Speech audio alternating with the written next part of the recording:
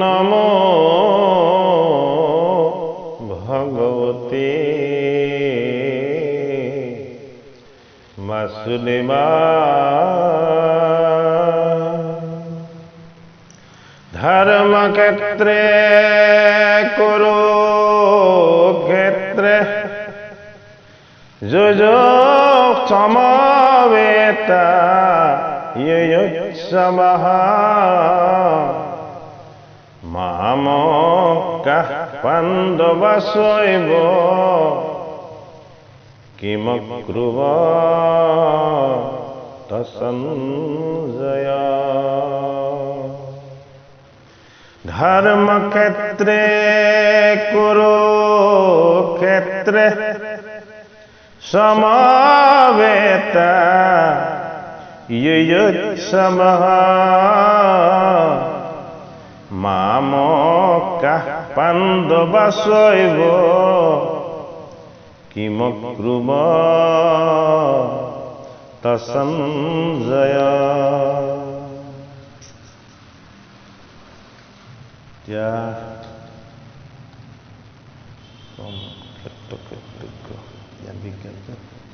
ক্ষেত্ৰজ্ঞ বিষয়যুক্ত ৰাজবিদ্যা দুখ হয়।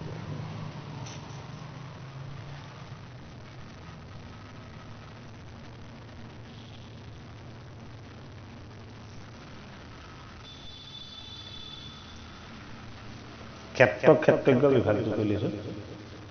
ত্ৰয়োদশ অধ্যায়।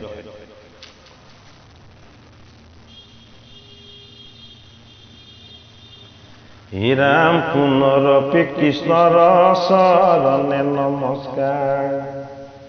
পংকজ চৰণ প্ৰকাশিত আছে যাৰ, কল্পতৰু বৃক্ষ যেন আত্মপদ নাই, অবাঞ্ছিত মাত্ৰকে যাকে খোজে তাক পায়। কৃষ্ণৰ ভক্তিৰ জানিবাহীন অধমোত্তৰয় ভজি গুৰ সংসাৰ, পুণ্যৱন্ত পাপী ভজে দুয়ো একে সীমা, কৃষ্ণৰ ভক্তিৰ তত্ত্ব অপূৰ্ব মহিমা। জনক আছিল পূৰ্বে মিথিলা নগৰে, ভক্তিৰ বশত কৃষ্ণে গৈলা তাৰ ঘৰে, বহিবাক লাগি দিলা দিব সিংহাসন, নানাবিধ উপহাৰে অৰ্চিলা চৰণ। কৃষ্ণই অৰ্জুনক যেতিয়া গীতা কৈছে, গীতা কৈছে অৰ্জুনক আত্মা, পৰমাত্মা, জীৱ, প্ৰকৃতি, পুৰুষ, জগত, ব্ৰহ্মাণ্ড, এই সমস্ত কথাখিনি খুব ভালদৰে বুজাই গৈছে। কাৰণ অৰ্জুনে বিষাদগ্ৰস্ত হৈ খুব কান্দিছিলে যে কৃষ্ণ মানে হ'ল আনন্দ, যিটো আনন্দ কোনোদিন শেষ নহয়। কৃষ্ণ মানে হ'ল আচলতে সেইটো এটা আত্মাৰ ঈশ্বৰ তত্ত্ব, যিটো তত্ত্বত প্ৰৱেশ হোৱাৰ লগে লগে জীৱৰ কেতিয়াও দুখ আহিব নোৱাৰে আৰু দুখ থাকিব নোৱাৰে। অৰ্জুনে কৃষ্ণক দ্বাৰকাৰ পৰা জয় কৰি আনিছিল যে তুমি মোৰ যুদ্ধত ৰথৰ সাৰথি হ'ব। সেইজন কৃষ্ণ সাৰথি হৈ লগত থাকোঁতেও তেওঁ একাদশ ঐক্যখিনি কৌৰৱৰ ফালে যেতিয়া চাই দিলে, আপোন পৰ এই ভাতবিলাক যেতিয়া তেওঁৰ মনলৈ আহি গ'লে, গুৰুসকলক দেখিলে, পিতামহক দেখিলে, যেতিয়া বংশ পৰিয়ালবিলাকক দেখিলে যে মই এইসকলক বধ কেনেকৈ দিম, এইসকলক বধ কৰাতকৈ দেখোন সেইসকলৰ হাতত মোৰে মৃত্যু হোৱা ভাল। সেইটো কাৰণে গীতাই সেই অস্ত্ৰ শস্ত্ৰৰ সৈতে কাৰোবাক মৰা যুদ্ধখনৰ কথাটো আচলতে কোৱা নাই।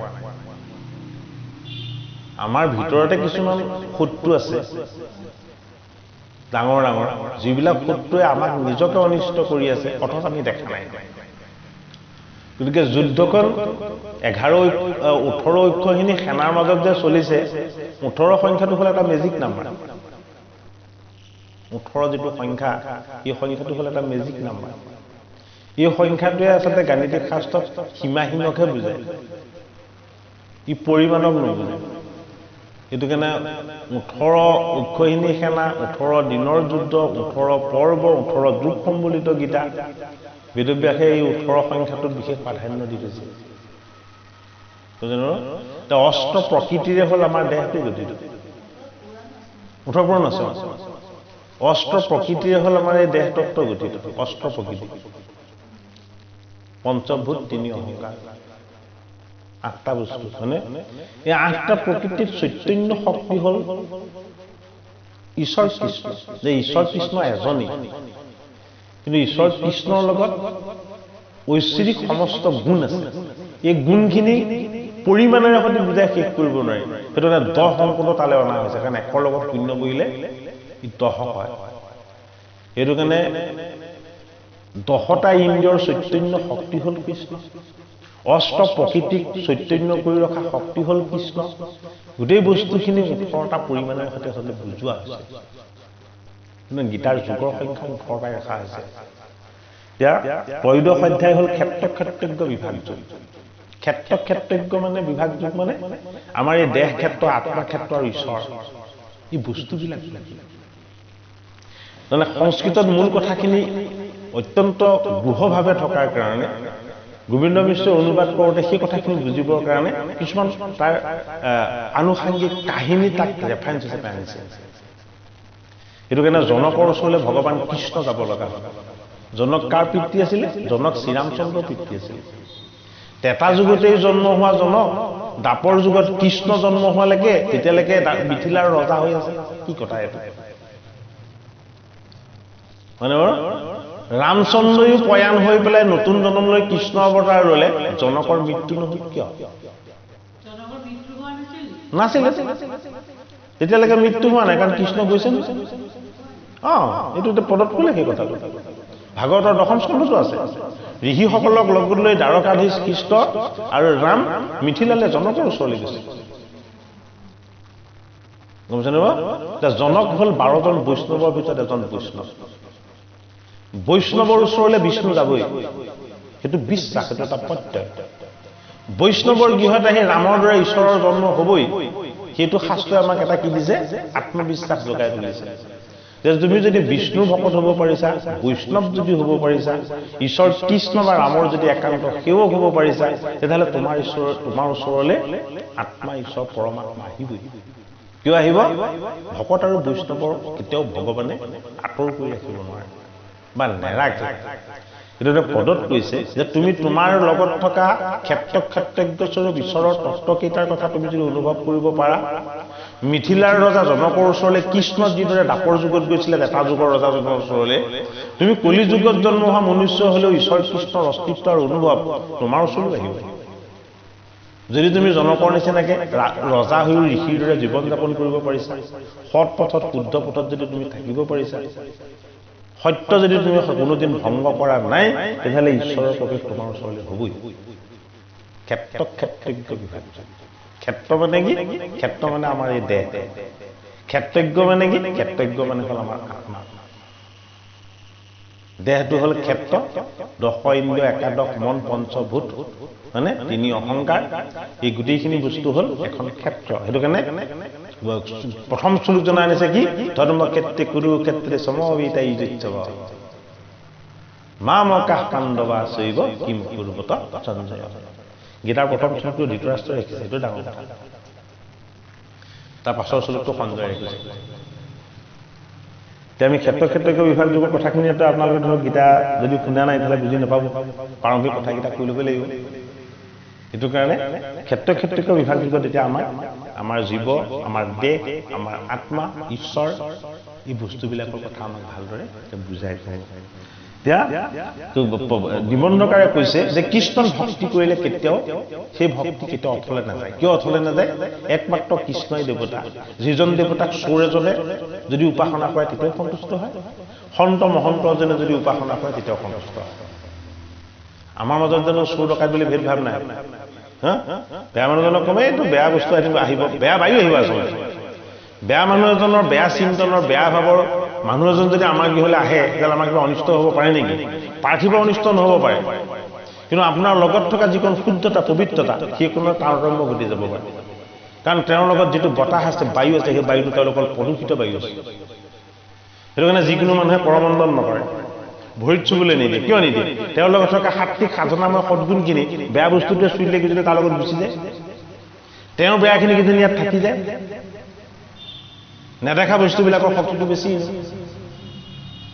হয় নহয়? সেইটো কাৰণে সাধুসন্ত মহন্তসকল ক'ত থাকে? একেবাৰে হাবি অৰণ্যৰ মাজত থাকে, পুণ্য স্থানত থাকে। উপবিত্ৰ প্ৰদূষিত বেয়া বস্তু যাতে তেওঁলোকক কেতিয়াও অনিষ্ট কৰিব নোৱাৰে। সেইটো কাৰণে ক্ষেত্ৰ হ'ল আমাৰ ই দেহ, ক্ষেত্ৰজ্ঞ হ'ল আত্মা। দেহ আৰু আত্মা থকা ঠাইখন অতি শুদ্ধ আৰু পবিত্ৰ ঠাই। এই বস্তুবিলাকৰ বিষয়ে অৰ্জুনে জানিব লাগিব। হি জনক আছিল পূৰ্বে মিথিলা নগৰে, এই ভক্তিৰ অৱসত কৃষ্ণে গৈলা তাৰ ঘৰে। এই বকিবাক লাগি দিলা দিব্য সিংহাসন, নানাবিধ উপহাৰে অৰ্চিলা চৰণ। এই ৰাজ্য ধন ভাণ্ডাৰে যে পুত্ৰ ভাৰ্যা যত, হে আপোনাকো অৰ্পিলন্ত কৃষ্ণ চৰণত। দশম স্কন্ধত আছে, জনকৰ ওচৰলৈ যেতিয়া ভগৱান কৃষ্ণ আৰু ৰাম গৈছিলে, তেতিয়া ঋষিমুনিসকল গৈছিল লগত, পৰম বৈষ্ণৱসকল গৈছিলে। ৰাম কৃষ্ণৰ যেতিয়া চৰণ ধোৱাবলৈ আহিছিলে, তেতিয়া জনকক, মিথিলাৰ ৰজা জনকক ৰাম আৰু কৃষ্ণই কৈছিলে, নহয় প্ৰথমতে আমাক চৰণ ধোৱাব নালাগে, প্ৰথমতে আমাৰ লগত অহা ঋষিমুনি আৰু বৈষ্ণৱসকলক চৰণ ধোৱাই লওক বোলে। কিয়? এওঁলোক আমাতকৈ শ্ৰেষ্ঠ। বস্তুটো কৃষ্ণই কৈছে, এওঁলোক আমাতকৈও শ্ৰেষ্ঠ। বুজিছেনে? তেতিয়া মানে ঋষিমুনিসকলৰ যেতিয়া চৰণ ধোৱালে জনকে, চৰণ ধোৱাই লৈ যেতিয়া হৈছে, তেতিয়া কৃষ্ণ আৰু ৰামে কৈছে, সমস্ত জনৰে চৰণ ধোৱাই হৈ গ'ল আৰু মোক চৰণ ধোৱাবলৈ কি বাকী থাকিলে? এই সকলোবিলাকৰ মাজততো ময়েই আছো। কি বুজালে? মানৱৰ সেৱা, জীৱৰ সেৱা আৰু প্ৰকৃতিৰ সেৱা আচল ঈশ্বৰ। কৃষ্ণক আকৌ বেলেগে সেৱা কৰাৰ কোনো প্ৰয়োজন নাই। যদি আমি মানুহক ভাল পাওঁ, জীৱক ভাল পাওঁ, প্ৰকৃতিক ভাল পাওঁ, এইবিলাকৰ মাজতে কৃষ্ণ সত্তা বিৰাজমান হৈছে। হে ৰাম ভক্তিৰ প্ৰেমত থাকি আনন্দিত ভৈলা, অনগৰ সহিতে চলি বৈকুণ্ঠক গৈলা। হে আৰু শ্ৰুত দেৱ নামে আছিল ব্ৰাহ্মণ, এ খাইবাক দিবাক নাই পিন্ধিতে বসন। যে বৈকুণ্ঠৰ কাৰণে যাবলৈ জনকক কৃষ্ণই আশীৰ্বাদ দি আহিলে। তাৰপাছতে জনকক পাই আনিছে। তেতা যুগৰ পৰা আছে দাপৰ যুগলৈ। ৰামকৃষ্ণই যেতিয়া আশীৰ্বাদ দিলে যে তুমি বৈকুণ্ঠ স্থান পাবা, তুমি পৰম বৈষ্ণৱ, তাৰপাছত তেওঁ দেহাৱসান ঘটিছে, মৃত্যু হ'ল। তাৰপাছত শ্ৰুতদেৱ বুলি এজন ব্ৰাহ্মণ আছিল, তেওঁ অত্যন্ত দৰিদ্ৰ। তেওঁ মানে ভাল পাত্ৰও নাই, ভগা পাত্ৰ এটাহে আছে পানী খোৱা। ৰুটি চুটি খাবলৈ দিবলৈ তেওঁ বিশেষ একো নাই, হয়নে? ক'ৰবাত ভিক্ষা কৰি অনা একদম তেনেই খুব বেয়া আটাৰে সৈতে সানি থোৱা আমাৰ ৰুটি আছে। তেওঁ কৃষ্ণক এতিয়া কেনেকৈ সন্তুষ্ট কৰিব? জনকটো ৰজা আছিল, ৰজাৰ সামগ্ৰী আৰু দ্ৰব্যৰ পৰিমাণ কম নাছিল, হয়নে? কিন্তু শ্ৰুতদেৱতো একো নাছিল। এইবাৰ শ্ৰুতদেৱৰ ঘৰলৈ গ'ল কৃষ্ণ। এই ৰাম তাহাৰ গৃহক লাগি গৈলা নাৰায়ণ, এই কুশৰ আসন দি যে দিলাতে তীক্ষ্ণ। এই ৰাম ভংগা কমণ্ডলু জলে পাৱ পখালিলা, এই স্নান কৰিবাক লাগি গন্ধ জল দিলা। এই সুখান তুলসী অৰ্চি দিলা আমলকি, এই কৃষ্ণে হাতে পাতি লৈলা পৰম হৰিষি। শুকান তুলসীৰ পাত আৰু শুকান অকমান আমলখি আছিলে যে আমাৰ গৃহৰ ইয়াৰ প্ৰসাদ। কৃষ্ণই সেয়াকে হাতেৰে লৈ জনকে দিলত কিমান সন্তুষ্ট হৈছিলে, তাতকৈ বেছি সন্তুষ্ট হৈছে। গম পাইছেনে? ভগা পাত্ৰটো ভৰি ধুৱাইছে, ভাল পাত্ৰ নাই যে। বুজি পাইছেনে কথাটো? কৃষ্ণই এটা বস্তু দেখাইছে যে পাৰ্থিৱ বিষয়বস্তুবিলাকে সন্তুষ্ট কৰিব নোৱাৰে। তোমাৰ মনটো কিমান পবিত্ৰ, মোৰ প্ৰতি তোমাৰ কিমান শ্ৰদ্ধা আৰু প্ৰেম ভক্তি আছে, সেই বস্তুখিনি যে মই সন্তুষ্ট। এই পদখিনে নামি পাছে দণ্ডৱতে পৰি, হে আনন্দ নাচয় দিজ এক কণ্ঠাক জোকাৰি। বাহু দুটা জোকাৰি, গা মূৰ জোকাৰি জোকাৰি দ্বিজজনে চতুৰাদেৱে কৃষ্ণৰ চাৰিওফালে ঘূৰি ঘূৰি নৃত্য কৰিবলৈ ল'লে যে বাসুদেৱ আহিলা তোমাৰ চৰণ ধোৱাবলৈ পালো তোমাৰ আশীৰ্বাদ পালো মোতকৈ ভাগ্যৱান কোন আছে তেওঁ কিহত একো নাই মই তোমাক একো দিব নোৱাৰিলো বুলি তেওঁৰ অসন্তুষ্টি নাই মানে সেইটো কাৰণে আত্মিক সন্তুষ্টি হ'ল কৃষ্ণ যিজনৰ ভিতৰত সন্তুষ্টি নাই তেওঁক বাহিৰৰ যিমান যত বস্তু দিলেও কেতিয়াও সন্তুষ্ট কৰিব নোৱাৰে ভিতৰত ঈশ্বৰৰ যিটো আত্মিক সন্তুষ্টিটো থাকিব লাগিব এই হাত মেলি আনি কৃষ্ণে কুলে তুলি লৈলা এ জনকত কৰি সত গুণে স্নেহ ভৈলা নাচি থকা নিজৰজনক তেওঁ দুই হাত বাহুৰে গবা মাৰি ধৰি আনিলে ধৰি আনি কোলাত দিলে যে তোমাতকৈ শুদ্ধ ভকত ক'ত আছে মোক জনকে যিখিনি দিছিলে মই সেইখিনিলৈ ইমান সন্তুষ্ট হোৱা নাই তুমি মোক যিখিনি দিছা চতুৰাদেৱৰ ওচৰত কৃষ্ণ কিয় বেছি সন্তুষ্ট হ'ল চতুৰাদেৱে ভাবিছে যে মই কৃষ্ণক একো দিয়ে সন্তুষ্ট কৰিব নোৱাৰো কাৰণ এওঁৰ ভঁৰালত কি নাই মানে বাৰু আৰু মোৰ আটাইতকৈ ডাঙৰ সন্তুষ্টি এইটোৱে যে এইটো জন্মত মোৰ ওচৰলৈ কৃষ্ণৰ চৰণ সেৱা কৰিবলৈ সুযোগ দিবলৈ মোৰ ওচৰলৈ খন্তেক সময় আহিলে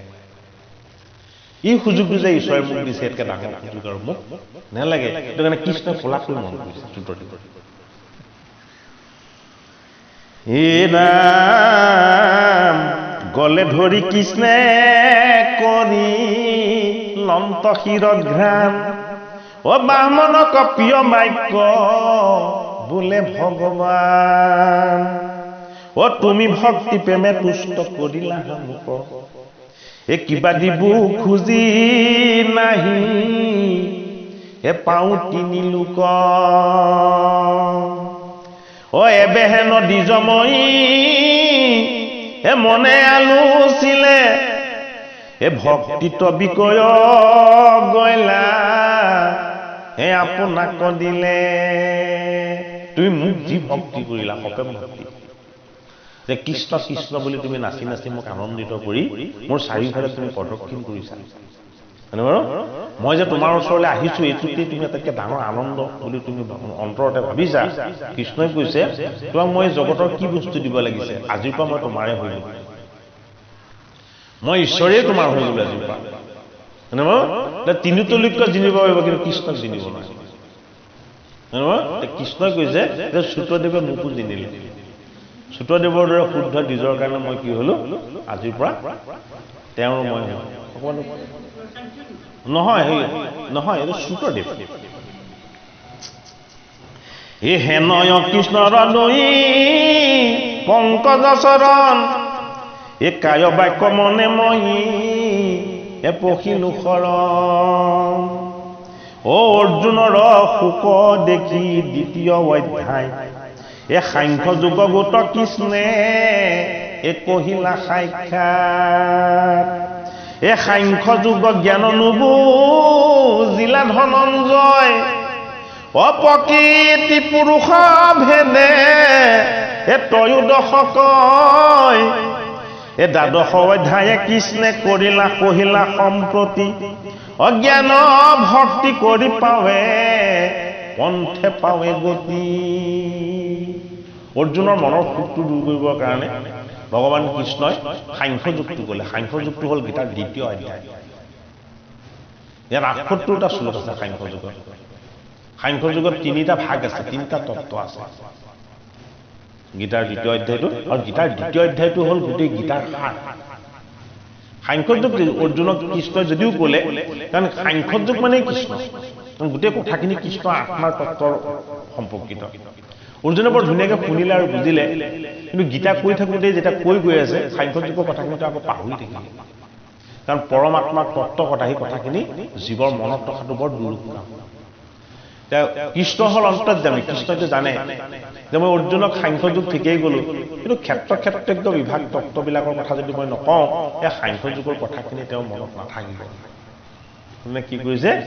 এই ত্ৰয়োদশ অধ্যায় ক্ষেত্ৰজ্ঞতা বিভাগ যোগ কৰিছে সাংখ্য যুগৰ কথাখিনি অলপ কৈ লওঁ সাংখ্য যুগ মানে হ'ল অদ্বৈত ঈশ্বৰ জ্ঞান সাংখ্য যুগত ভগৱান কৃষ্ণই তেওঁনো কোন অৰ্জুননো কোন অৰ্জুন আৰু তেওঁৰ মাজত সম্পৰ্ক কি আচলতে কৃষ্ণ তত্ত্বৰ মূল গুহ্য বস্তুটো কি এই গোটেই কথাখিনি ভালকৈ বুজাই কৈছে হয়নে কৃষ্ণই অৰ্জুনক কৈছে হে অৰ্জুন মই কোন তুমি জানি লোৱা মই গোটেই জগতক চলাই থকা চালিকা শক্তি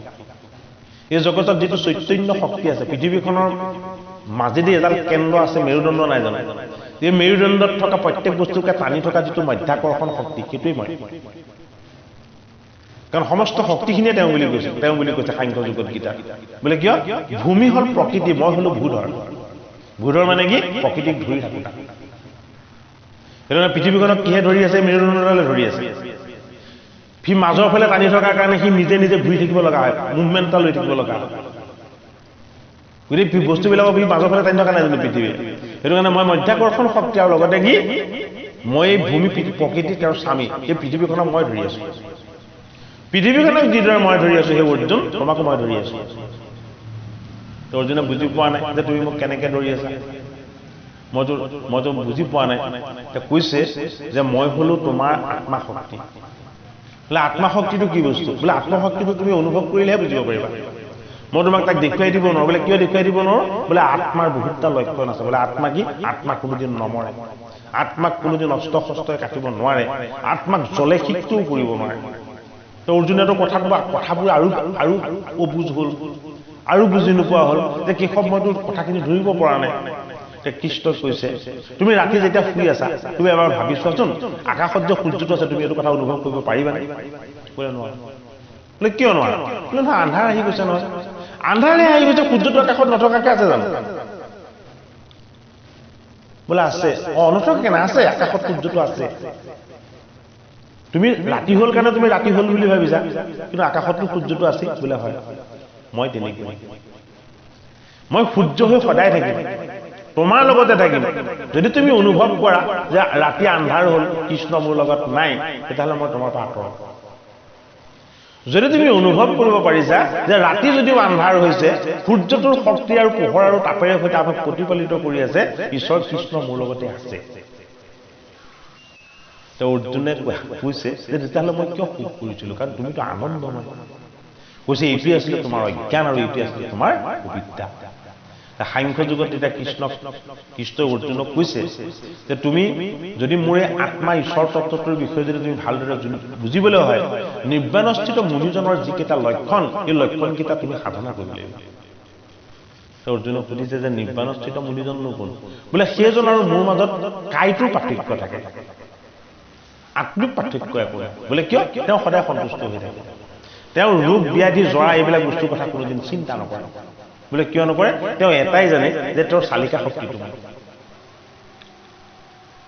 অৰ্জুনক ভগৱান কৃষ্ণই কৈছে যে তেওঁ এটা কথাই সদায় অনুভৱ কৰে যে তেওঁ যিখিনি হৈ আছে সেইখিনি মই কৰি আছো তেওঁ কৈছে নহয় তেনেকৈ জগত নচলিব অৰ্জুনক কৈছে অৰ্জুনে কৃষ্ণক কৈছে কিন্তু প্ৰত্যেকেই যদি নিষ্কৰ্মা হৈ যায় সেইটো কাৰণে গীতাৰ দ্বিতীয় অধ্যায়টো কি দিছে দ্বিতীয় অধ্যায়টো কৰ্মযোগ দিছে ঈশ্বৰৰ বিষয়ে জানিলে ঈশ্বৰৰ বিষয়ে বুজিলে জীৱৰ কি হৈ যায় সমস্ত বয় বস্তু দ্ৰব্য কাৰণৰ প্ৰতি মায়া নাইকিয়া হৈ যায় মোহ নাইকিয়া হৈ যায় জীৱ যদি মোহ নাইকিয়া হৈ যায় তেতিয়াহ'লে জীৱ বৰ্তি থাকিব পাৰিব জানো মোহটো লাগিবই অলপ মানে বাৰু অৰ্জুনক এতিয়া ভগৱান কৃষ্ণই কৈছে যে নিৰ্বাণস্থিত মুনিজনে পালেও কোনোদিন সুখী নহয় নাপালেও কোনোদিন দুখী নহয় বোলে কিয় তেওঁ পোৱাটোও খন্তেকীয়া আৰু হেৰুৱাটোও খন্তেকীয়া এইটো তেওঁ অনুভৱ কৰে পাৰ্মানেণ্ট কি পাৰ্মানেণ্ট হলো মোৰ অস্তিত্বটোক তুমি উপলব্ধি কৰি সদায় আনন্দিত হৈ থাকিব পৰাৰ যিটো জ্ঞান এই জ্ঞানটোৰ নাম হ'ল সাংখ্য যুগ সাংখ্য যুগৰ কথাখিনি অৰ্জুনে বুজি নোপোৱাৰ কাৰণে যে ত্ৰয়োদশ অধ্যায়ত ক্ষেত্ৰজ্ঞ বিভাগ যুগত সেই কথাখিনি কেতিয়া ভালকে কৈছে কিন্তু জ্ঞানীজন পন্থ চিন্তা নিৰাকাৰ ভক্তে অনায়সে সুখে এতৰয় সংসাৰ ভক্তিৰ সাধনা যত কহিমু তত্ত্ব ত্ৰয়োদশ অধ্যায় বিবেকত কিন্তু আত্মজ্ঞান বিনে নতৰ সংসাৰ তাৰ ভেদ কহো যে প্ৰীতি পুৰুষৰ সপ্তম কহিলা দুই প্ৰকৃতি প্ৰত্যেক নাম পৰাই এক প্ৰকৃতি পৰাই আৰু জ্ঞান বিজ্ঞান যুগত ভগৱান কৃষ্ণ সপ্তম অধ্যায়টো হ'ল জ্ঞান বিজ্ঞান যুগ জ্ঞান বিজ্ঞান যুগত প্ৰকৃতিৰ তত্ত্বটো কথা ক'লে কি বুলি ক'লে যে প্ৰকৃতিৰ দুটা তত্ত্ব এটা হ'ল পৰা এটা হ'ল অপৰা পৰা প্ৰকৃতিটো কি যে পৰা প্ৰকৃতিটো হ'ল জীৱ জীৱ কি জীৱক দেহটো হ'লেহে দেখা পায় ইভাগে জীৱৰ তত্ত্বটোক দেখা নাপায় সেইটো পৰা প্ৰকৃতি এতিয়া পৰা প্ৰকৃতিটো কি বুলি কৈছে অৰ্জুনক কৃষ্ণই যে পৰা প্ৰকৃতিটো মোৰে অংশ এইটো মোৰেই তত্ত্ব সেইটো কাৰণে পৰা প্ৰকৃতিটো সদায় শুদ্ধ বস্তু সেইটো কাৰণে জীৱ হিংসা কৰিব নাপায়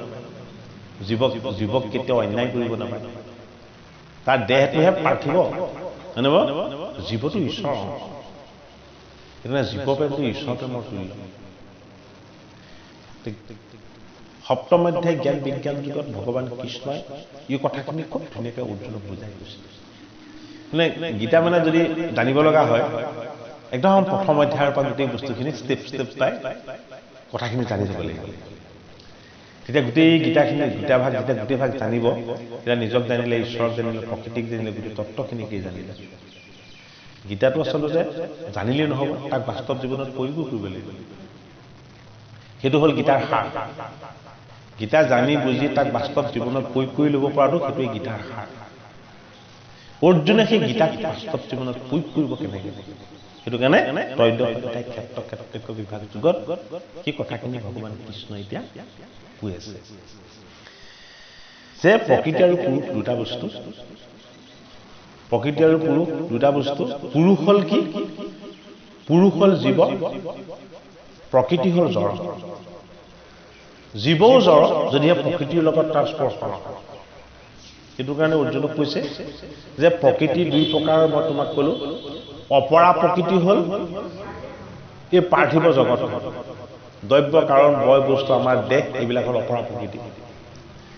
এই অপৰা প্ৰকৃতিত ঈশ্বৰৰ অংশ যিটো আহি পেলাই তাক চৈতন্য কৰি চলি ফুৰিছে সেইটো হ'ল জীৱ সেইটো কাৰণে জীৱক কয় পৰা প্ৰকৃতি এই অপৰা প্ৰকৃতি আৰু পৰা প্ৰকৃতি দুইটা থকা স্বত্বেও সি কিন্তু জড় অৰ্জুনক কৃষ্ণ কৈছে বোলে কি মই তাত প্ৰৱেশ কৰিব লাগিব মই হলো তাৰ চালিকা শক্তি পৰমাত্মা চৈতন্য শক্তি মই চৈতন্য শক্তি হৈ যেতিয়া মই তাত প্ৰৱেশ হৈ দিম এটা জীৱ তেতিয়া চলাচল কৰিব পৰা হৈ যাব তেওঁ অৰ্জুনে সুধিছে পৰা অপৰা প্ৰকৃতি আৰু তুমি ইয়াৰ মাজত ভেদ আছে নেকি ভেদ আছে নেকি অৰ্জুনে সুধিছে তেতিয়া এইটো এটা ক্ষেত্ৰ বিভাগটো ক'ব লগা হৈছে বোলে কি ভেদ আছে নে ৰহস্য আছে নে একত্ব আছে মই তোমাক ক্ষেত্ৰ বিভাগ যুগক ত্ৰয়োদশ যুগত এই কথাখিনি তোমাক বুজাই কওঁ এই জানো মই যদি দেহ সেই ক্ষেত্ৰ এই শৰীৰক পৰা প্ৰকৃতি বুলি কয় অজীৱে পৰা প্ৰকৃতি নিবা ধনঞ্জয় জীৱ হ'ল পৰা প্ৰকৃতি আৰু তোমাৰ দেহটো হ'ল অপৰা প্ৰকৃতি অৰ্জুনক কৈছে অ ৰাম যদি দেহ সেই ক্ষেত্ৰ তুমি জানি মোক এই জীৱকে ক্ষেত্ৰজ্ঞ বুলি কহে সৰ্বলোক তোমাৰ দেহটো কি প্ৰকৃতি পৰা প্ৰকৃতি এইটো হ'ল ক্ষেত্ৰ হয়নে মোৰ অংশ জীৱ এই জীৱটো কি এই জীৱটো হ'ল ক্ষেত্ৰজ্ঞ বোলে কি জীৱ আৰু মই কি জীৱৰ কি নাই জীৱৰ মৃত্যুটো দেহৰ জীৱটোৰ কেতিয়াও মৃত্যু নহয় জীৱটো ঈশ্বৰৰ অংশৰ কাৰণে মৃত্যু নহয় ই কি কৰে আমি যেনেকে ৰাতিপুৱা পৰা গধূলিলৈকে কেইবাটাও সাজ সলাই দিওঁ সেই জীৱটোৱেও কি কৰে সাজবিলাক সলাই থাকে কোনে সলাই থাকে ঈশ্বৰে সলাই থাকে যদি ভাল চিন্তা কৰিছে ভাল কৰ্ম কৰিছে ভাল চৰিত্ৰ গঢ় দিছে তেতিয়াহ'লে কি হ'ব সি ভাল জনীত জন্ম ল'ব যদি সি আনক হিংসা কৰিছে সাপৰ যদি সি কাজিয়া কৰিছে কুকুৰ হৈ জন্ম ল'ব যদি আনক বঞ্চিত কৰি লুকাই ধুকাই খাইছে তেতিয়াহ'লে গাহৰি হৈ জন্ম ল'ব যদি সদায় আনক খোচা পিন্ধা কথা কৈ আছে তেতিয়াহ'লে কীট পতংগ মকৰা বৃষ্টি কেনেকুৱা বিষাক্ত পদু বৰল এইবিলাক হৈ জন্ম ল'ব জানিব তেওঁ অৰ্জুনক কি লাগে বোলে মোক জন্ম নালাগে বোলে কিয় মই তোমাৰ সৈতে এক হৈ যাব বিচাৰো এই জন্ম মৃত্যুৰ যান্ত্ৰণা এজাত চক্ৰটোলৈ যাতে মই আহি থাকিব নেলাগে তুমি যেনে সদায় আনন্দিত হৈ অখণ্ডিত হৈ থাকা মোক তেনেকুৱা এটা স্থানতে ৰাখিব লাগিব কি কৰিব যে মই গীতাৰ মাজত থাকিম, মোৰ গীতা শ্ৰৱণ কীৰ্তন কৰিবা, এইবিলাক অনুভৱ কৰিবা, ইয়াত থকা যিখিনি ভাল কথা এইখিনি তুমি বাস্তৱ জীৱনত পালন কৰিবা, হয়নে? তেতিয়া কি হ'ব? অৰ্জুন, তুমি আৰু মই সদায় এক হৈ থাকিম। সেইটো কাৰণে মানুহৰ সেৱাটো, জীৱৰ সেৱাটো গীতা শাস্ত্ৰই কৈছিল, এইটো বিজ্ঞানসন্মত বস্তু। মানুহক ভাল পাবলৈ নিশিকালৈকে কেতিয়াও ঈশ্বৰ ভাল পাব। জড় মূৰ্তি এটা বহুৱাই লৈ তাত পূজা উপাসনা কৰি থাকিলে মই কি আত্মিক সাধনা হ'ব? যদি আমি চৈতন্য মূৰ্তি এটাকে ভাল নাপাওঁ, জীৱটোতো চৈতন্য বস্তু, মানুহটোতো চৈতন্য বস্তু। আমাৰ যদি মানুহৰ প্ৰতি প্ৰেম নাই, জীৱৰ প্ৰতি প্ৰেম নাই, তেতিয়াহ'লে জড় ঈশ্বৰজনৰ প্ৰতি প্ৰেম হ'লে ঈশ্বৰে জানো ভাল পাব? কথাটো সেইটোৱে নহয় জানো? তেওঁ অৰ্জুনক বুজাই কৈছে, তুমি মোক জয় কৰি আনিলা দ্বাৰকাৰ পৰা, যুদ্ধৰ সাৰথিও কৰিলা, মই ইমান আনন্দময়, মোৰ কোনোদিন দুখ নাই, মই সদায় ইফত ইফত হাঁহি থাকো, অথচ তুমি এঘাৰ ঐক্যখিনি কৌৰৱৰ ফালে চাই দিয়াৰ লগে লগে শক্তি হেৰুৱাই পেলালা, যুদ্ধ কৰিব নোৱাৰো বুলি কৈ দিলা, কান্দি কান্দি তুমি বিষাদগ্ৰস্ত হৈ ভাগি পৰিলা। তেওঁ অৰ্জুনক কি কৰিছে? এতিয়া মই তোমাক জগাই দিম। কিহেৰে যোগাম? গীতাৰ জ্ঞান, গীতাৰ ভক্তি আৰু গীতাৰ ঈশ্বৰ তত্বৰ যোগেদি মই এতিয়া তোমাক জগাই তুলিম। হে ৰাম, সেহি দেহে যে থাকি জীৱ, হে অহংকাৰে বজ্ৰ, হে যদ্যপি ঈশ্বৰয় অংশ, হে তভু হুৱে অন্ধ। এতিয়া কি বুলি কৈছে অৰ্জুনক? যে তুমি জীৱৰ দেহলৈ অহাৰ লগে লগে তোমাৰ লগত মই অহংকাৰ দি দিলো। অহংকাৰ দি দিয়াৰ লগে লগে তোমাৰ কি হৈ গ'ল? তোমাৰ তমগুণ আহি গ'ল, তুমি অজ্ঞানী হৈ গ'লা। অহংকাৰৰ তমগুণৰ কবলত পৰাৰ লগে লগে অৰ্জুন কি হৈ গ'লা জানা? তোমাক মই কন্দুৱাই আছো বোলে কি? মোৰ আনন্দ প্ৰসাদ যিটো আচল বস্তু, সেইটোৰ পৰা বঞ্চিত হৈ থাকিলে জীৱই দুখী হৈ থাকিব। এই দেহে ক্ষেত্ৰ জীৱক ক্ষেত্ৰজ্ঞ বুলি জানে, অজীৱ শৰীৰক যিটো ভিন্ন কৰি মানে, এ তাৰ নাম দেহাত্মা বিবেক তত্ত্ব জ্ঞান, এ মুহুৰ সন্মত ইহা সংসাৰ তাৰণ। এই অৰ্জুন, মই তোমাক জীৱৰ বিষয়ে কলো, মই তোমাক প্ৰকৃতিৰ বিষয়ে কলো, হয়নে? এই দুইটা বস্তুৰ যিটো বস্তুৰ বিষয়ে জানিলে তুমি উদ্ধাৰ হৈ যাবা, যিটো বস্তু জানিলে তুমি জীৱত বদ্ধ হৈ থাকিব নালাগিব, সেই বস্তুটোৰ নাম কি জানা? সেই বস্তুটোৰ নাম হ'ল দেহাত্মা বিবেক তত্ত্ব জ্ঞান। দেহ, আত্মা, বিবেক আৰু তত্ত্ব জ্ঞান, এই গোটেই বস্তু কেইটাৰ বিষয়ে জানিলে এই অৰ্জুন তুমি আনন্দিত হৈ যাবা। গীতাত কি দিয়া হৈছে? আচলতে আমাৰ গীতা পঢ়িবলৈও হাক দিয়ে, গীতা চুবলৈও হাক দিয়ে, গীতা পঢ়িলে অন্ধ হ'ব বুলিও কয়, মানে বাৰু যে গীতাত এই যিখিনি কথা আছে, সেই কথাখিনি যদি কোনোবা এজন ব্যক্তি বা নাৰীয়ে জানে, তেতিয়াহ'লে তেওঁ জীৱন্ত কালত ঈশ্বৰ প্ৰাপ্ত হয়। আমাৰ আকৌ ঈশ্বৰ প্ৰাপ্তিটো মৃত্যুৰ পাছতে হয় বুলি কয়, মানে বাৰু মৃত্যুৰ পাছত কাৰো ঈশ্বৰ প্ৰাপ্তি নহয়, এইটো সম্ভৱেই নহয়। ঈশ্বৰ প্ৰাপ্তি যদি হ'ব লাগে জীয়াই থাকিলে হ'ব লাগে। কাৰ ঈশ্বৰ প্ৰাপ্তি হয়? যি গীতা ভালদৰে অধ্যয়ন কৰিছে, বুজিছে আৰু তাক প্ৰয়োগ কৰিছে, তাৰ ঈশ্বৰ প্ৰাপ্তি হয়। সি যি ঠাইলৈ যাব সেই বায়ুটো পবিত্ৰ হৈ যাব, যি ঠাইলৈ যাব তাত যিমান অমংগল আছে অমংগল দূৰ হৈ যাব, যদি কাৰোবাৰ বেয়া হৈ আছে চাই দিলে সেইটো ভাল হৈ যাব। কিয় সেইটো হৈ যাব? তাৰ লগত ঈশ্বৰৰ সি শক্তি আহি গৈছে। এইটো বিশ্বাস নকৰিব পাৰে মানুহে যে সেই শক্তিটো কেনেকে আহে। তাৰ প্ৰমাণটো হ'ল আপুনি চুম্বক এটুকুৰা, লোহা এটুকুৰা কেইবাদিনো লগাই থৈ দিব, লোহা টুকুৰা দি আপুনি আকৌ বেলেগত লগাই দিবগৈ, টানি দিব। যি গীতাত থকা ঐশ্বৰিক জ্ঞানখিনি মনন কৰিব, ভাবিব, উপলব্ধি কৰিব, অনুভৱ কৰিব, ঈশ্বৰ কৃষ্ণৰ যিখিনি আত্মিক শক্তি আছে সেই শক্তিখিনি তেওঁ তাত পজিটিভ হৈ যাব।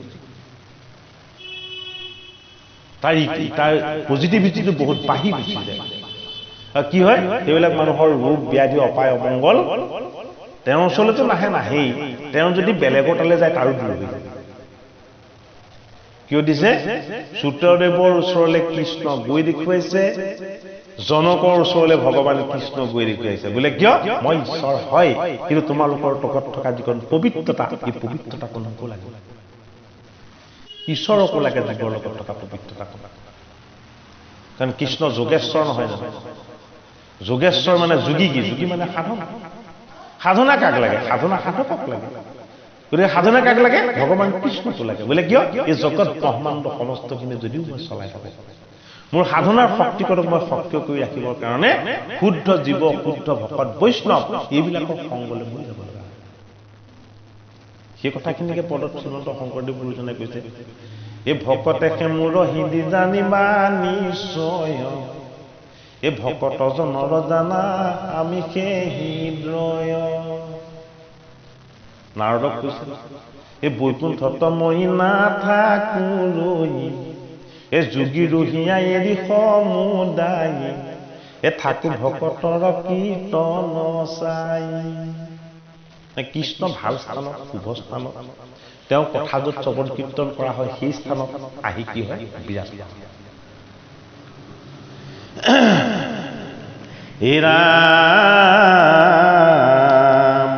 এতিয়া তাৰ নামৰ দেহাত্মা বিবেক তত্ত্ব জ্ঞান দেহাত্মা তত্ত্ব বিবেকৰ জ্ঞান যিটো আত্মিক তত্ত্ব সেই কথাটোকে কৈ দিয়া হৈছে গীতাৰ 'ত্ৰয়োদশ অধ্যায়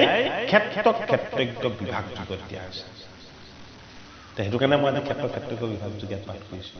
মাইনা জানিব লাগিব এইখিনি কথা এই ৰাম দেহ গোট ইটো যে বিশ্বতত্ত্ব মিলি ঐ হাংক জানিলে লোক ক্ষেত্ৰবিদ বুলি এ দেহে যাই জীৱ যদি ভৈলাই উপগত অতেবে চৈতন্য হোৱে এ মহদাদি তত্ত্ব দেহাত্মা তত্ত্ব জ্ঞান কোনে জানিব লাগিব অৰ্জুনে জানিব লাগিব কিয় অৰ্জুনে জানিব লাগিব কাৰণ অৰ্জুনৰ সাৰথি হ'ল কৃষ্ণ যি পৰমাত্মা কৃষ্ণক সাৰথি কৰি ল'ব পাৰিছে সি পৰমাত্মা কৃষ্ণৰ তত্ত্ব কথাখিনি পাবই কিয় পাব এইটো সৌভাগ্য ভগৱান কৃষ্ণ প্ৰাপ্ত কৰাইছে এইটো কাৰণে কৈছে যে তোমাৰ এই দেহটো যদিও পঞ্চভূতৰ এই দেহটো 24টা তত্ত্ব লৈ গঠিত বস্তু বুলি কোৱা নাই তত্ত্ব বুলি কৈছে থিয়ৰিটোত কি থাকে থিয়ৰিটোত এটা আনলিমিটেড তাত মানে নলেজ যিটো কোনো বুজি জানি বুজি শেষ কৰি দিবগৈ নোৱাৰে মানুহৰ দেহাটোক লৈ আজি চিকিৎসা শাস্ত্ৰতে ইমান দিনে গৱেষণা চলি আছে গৱেষণাৰ অন্ত হৈছে জানো নাই হয় মানে 24 তত্ত্ব বোলে কি মোৰ ভগৱান কৃষ্ণৰ এইবিলাক অস্তিত্ব এই তত্ত্ববোধটো সেই অৰ্জুন তোমাৰ যেতিয়ালৈকে নহ'ব তেতিয়ালৈকে তুমি আনন্দিত হ'ব যুদ্ধ জয়ৰ কথাটোতো অৰ্জুনে পাহৰিয়ে থাকিব জয় হ'ব পৰাজয় হ'ব এইখিনি কথা আৰু অৰ্জুনৰ মনত নাই অৰ্জুনে কেতিয়া জানিবলৈ লাগে কিহৰ বিষয়ে দেহাত্মা তত্ত্ব জ্ঞান দেহ আত্মা আৰু তত্ত্ব জ্ঞান সেই গোটেই বস্তুটোকে একেলগে কি বুলি কৈছে গীতাৰ 'ত্ৰয়োদশ অধ্যায়ত ক্ষেত্ৰ ক্ষেত্ৰজ্ঞ বিভাগ কি জানিব লাগিব যে দেহে যায় জীৱ যদি ভুলে উপগত এটা নৰ দেহত যদি মূৰ অংশ এটা জীৱ যদি তাত প্ৰৱেশ হৈ যায় হয়নে সেই জীৱটোৰ লগত কি প্ৰৱেশ হ'ব লাগিব মই আত্মা তত্ত্ব তাত প্ৰৱেশ হৈ দিব লাগিব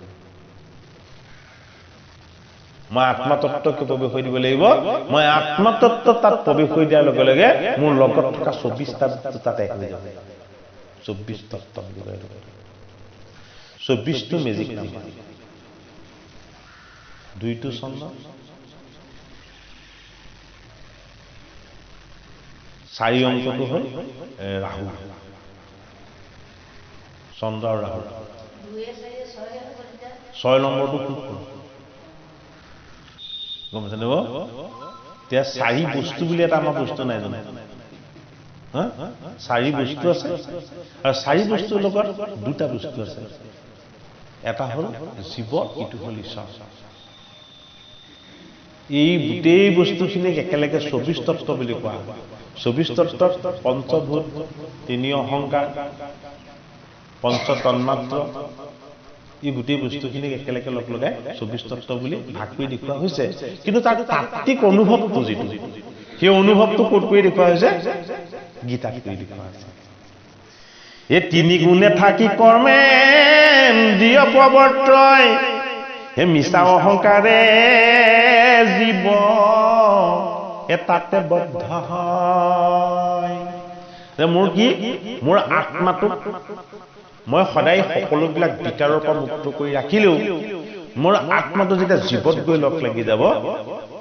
পৰা আৰু অপৰা দুই প্ৰকৃতিত মই তিনিটা গুণ দি দিম এই তিনিটা গুণেই হ'ল কি এই তিনিটা গুণেই হ'ল অহংকাৰ এই তিনিটা অহংকাৰক একেলগে কি বুলি কোৱা হয় এই তিনিটা অহংকাৰক একেলগে কোৱা হয় মহত্ব বুলি এই যে ক'লে দেহাত্মা বিবেক বুলি তত্ত্ব বুলি মহত্ব বুলি যে এটা বস্তু ক'লে তিনিটা অহংকাৰৰ লগত জীৱ আৰু ঈশ্বৰ একেলগে লগ হোৱাৰ যিটো গুণ সেই গুণটোক কি বুলি কৈছে সেইটো কৈছে মহত্ব এই কথাখিনি খুব ধীৰ স্থিৰে হেৰি কৰিব লাগিব মানে অত্যন্ত জটিল আৰু জানিবও লাগে খুব আনন্দও লাগে কথাকেইটা জানিলে তে কি বুলি কৈছে মিছা অহংকাৰে জীৱে তাতে বদ্ধ হয় মই বান্ধি পেলাওঁ জীৱটোক কিহত বান্ধি পেলাওঁ তিনিটা মিছা বস্তুত বান্ধি পেলাওঁ এই মিছা বস্তু তিনিটা কি বোলে মই দি পঠিওৱা অহংকাৰ কেনেকে দিওঁ বোলে এই জীৱটোক মই অহংকাৰ নিদিলে সি বৰ্তি থাকিব নোৱাৰিব কিন্তু অহংকাৰটোক বেলেঞ্চ কৰি ৰাখিবৰ কাৰণে মই আত্মপ্ৰকাশ কৰিছোঁ কি ৰূপত গীতা ৰূপত ভাগৱত এই বস্তুকেইটাক যদি জানি পেলাই যদি অনুশীলন কৰে তেতিয়া অহংকাৰটো কি হৈ থাকিব বেলেঞ্চ হৈ থাকিব ভাৰসাম্য হৈ থাকিব সি চঞ্চল নহয় অস্থিৰ নহয় ভাগি নপৰে সদায় আনন্দিত হৈ থাকিব অৰ্জুনক কি বুলি কৈছে হে তত্ত্বমসি বাক্য জীৱ হে ঈশ্বৰক কয় ঐ এহিমতে জীৱ বন্ধ হে ৰাম জীৱ পৰমাত্মা বেদে এক নিৰপয় বেদে কি বুলি কৈছে যে জীৱ আৰু পৰমাত্মা একেই এতিয়া বেদ মানে কি বেদ মানে চাৰি বেদৰ কথা কোৱা নাই বেদ মানে জ্ঞান তোমাৰ যিটো আত্মিক জ্ঞান এই আত্মিক জ্ঞান যে তোমাক জনাব বিচাৰিছে অৰ্জুনক কি বুলি জানিব বিচাৰিছে যে জীৱ আৰু ঈশ্বৰ একেই মানে তত্ত্বভেদ কৰিবলৈ দেহাত্ম তত্ত্ব জ্ঞানটো লাভ কৰিব লাগিব যে সেইটো কাৰণে এই কথাকেইটা কৈছে দেই হে ৰাম তত্ত্বমসি বাক্য জীৱ ঈশ্বৰক কয় হে অৰ্জুন তত্ত্ব অৰ্থত ৰহস্য অৰ্থত আচলতে মই আৰু মোৰ জীৱ একেই বুলি কোৱা হয় বোলে কিয় একেই বুলি কোৱা হয় যে মোৰ অধিষ্ঠান হ'ল সেই জীৱ মই জীৱত অধিষ্ঠান হৈ দিওঁ চৈতন্য শক্তি সেইটো কাৰণে জীৱত আৰু মোৰ মাজত পাৰ্থক্য নাইকিয়া হৈ যায় কেনেকে পাৰ্থক্য নাইকিয়া হৈ যায় জুইত যেতিয়া কমাৰে সোণটুকুৰা যেতিয়া দি দিয়ে সোণটুকুৰা এটা সময়ত কি হৈ যায় ৰঙা হৈ হৈ কি অগ্নি হৈ যায় সোণ বুলি কোনো ধৰিব নোৱাৰে তাক পানীত জুবিয়াই নিদিয়ালৈকে গৰম কৰি থকাৰ লগে লগে সি কি হৈ যায় সি জুই হৈ যায় অগ্নি হৈ যায় অৰ্জুনক ভগৱান কৃষ্ণই কৈছে তত্ত্ব অৰ্থত তুমি বুজি লোৱা মই যিদৰে অগ্নি তোমাৰ লগত চালিকা শক্তি হৈ মই আছো এই জীৱ আৰু মই এক হৈ আছো সেইটো কাৰণে তত্ত্ব অৰ্থত তাত্ত্বিক অৰ্থত জীৱকেই মই বা ঈশ্বৰ বুলি ক'ব বিচাৰে কিন্তু জীৱ কি জীৱ পঢ়া প্ৰকৃতি কৃষ্ণ হে ৰাম এহিমতে জীৱ বদ্ধ কহিলো প্ৰকাৰ ও যেন মতে মুক্ত হয় কহো পুনবাৰ মই তোমাক জীৱ কেনেকে বদ্ধ হৈ যায় বন্দী হৈ যায় কৰ্মবন্ধনত পৰি যায় সেইটো কলো কি বুলি কলো যে মোৰ তিনিটা অহংকাৰ আছে বেয়া বস্তু এইকেইটাৰ যোগেদি মই জীৱক বান্ধো অৰ্জুনকো কি কৈছে যে জীৱক খুলি দিয়া ৰাস্তাটো দেখুৱাই দিব লাগিব এতিয়া মই তোমাক ক্ষেত্ৰজ্ঞ বিভাগ যুগত বদ্ধ জীৱবিলাকক কেনেকে মুক্ত কৰি দিব পাৰি মই আৰু জীৱ কেনেকে এক কৰি দিব পাৰি মই তোমাক এতিয়া শিকাম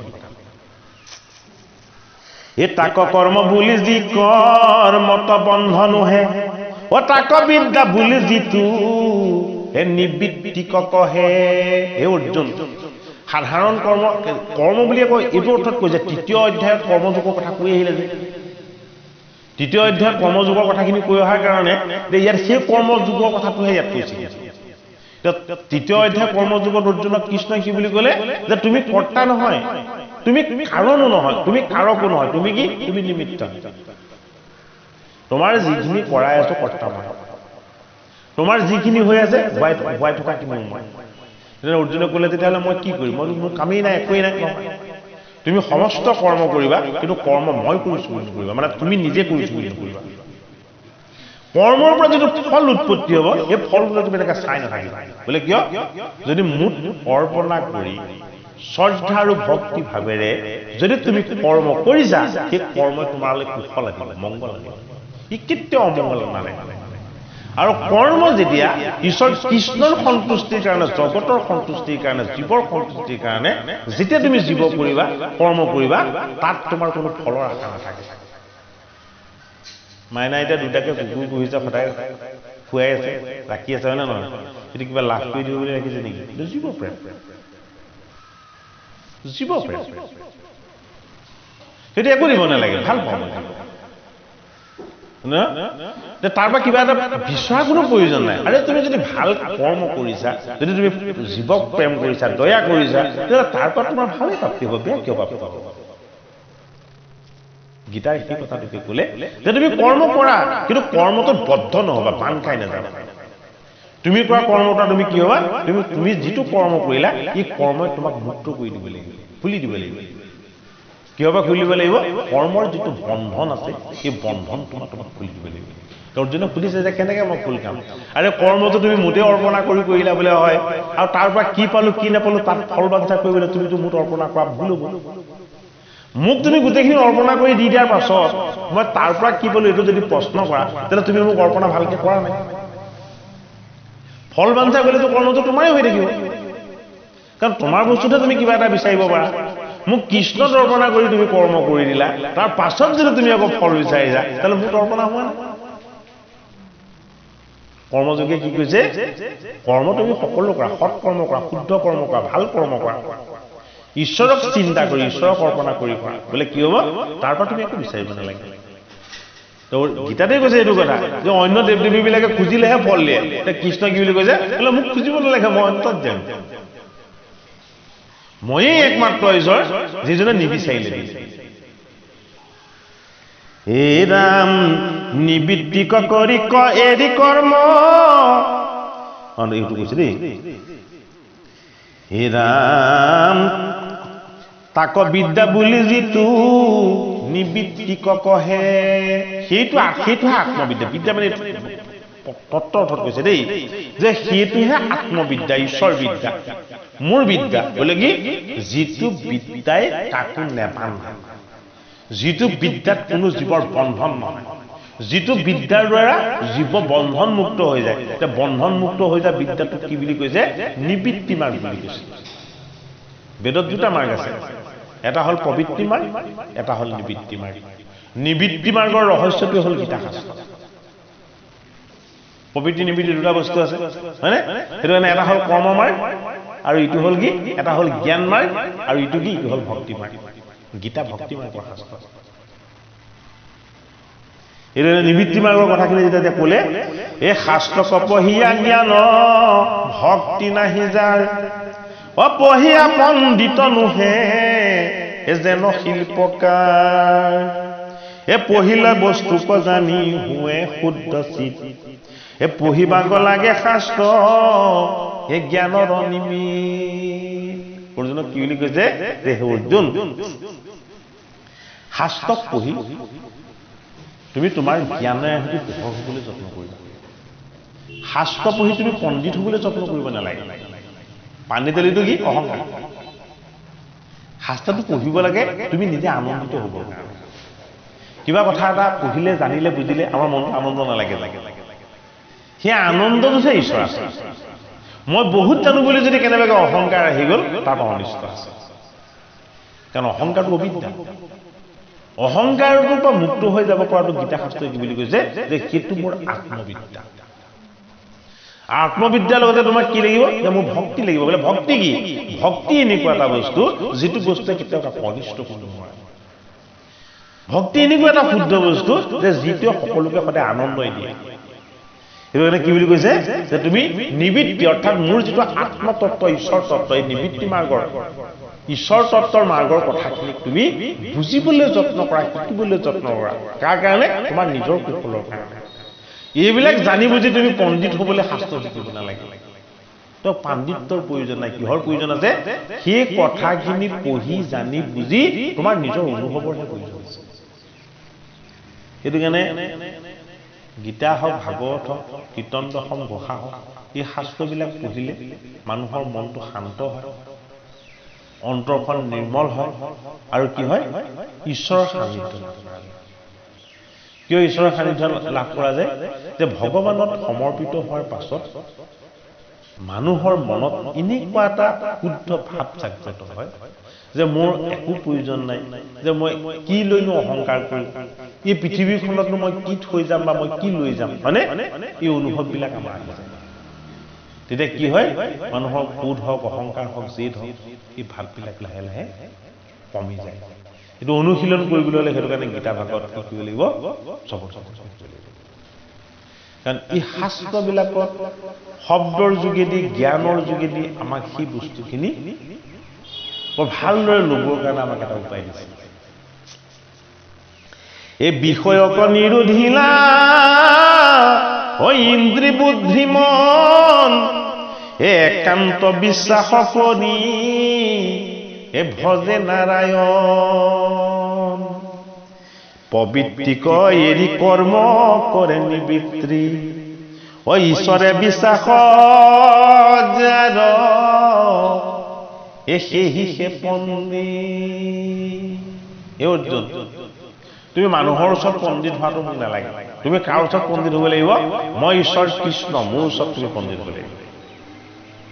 কৃষ্ণ কি কৃষ্ণ 4 বেদ 14 শাস্ত্ৰ 18 পুৰাণ জ্ঞান বিজ্ঞান তদং ৰহস্য সকলো জানে সকলো তেওঁ তাৰ মালিক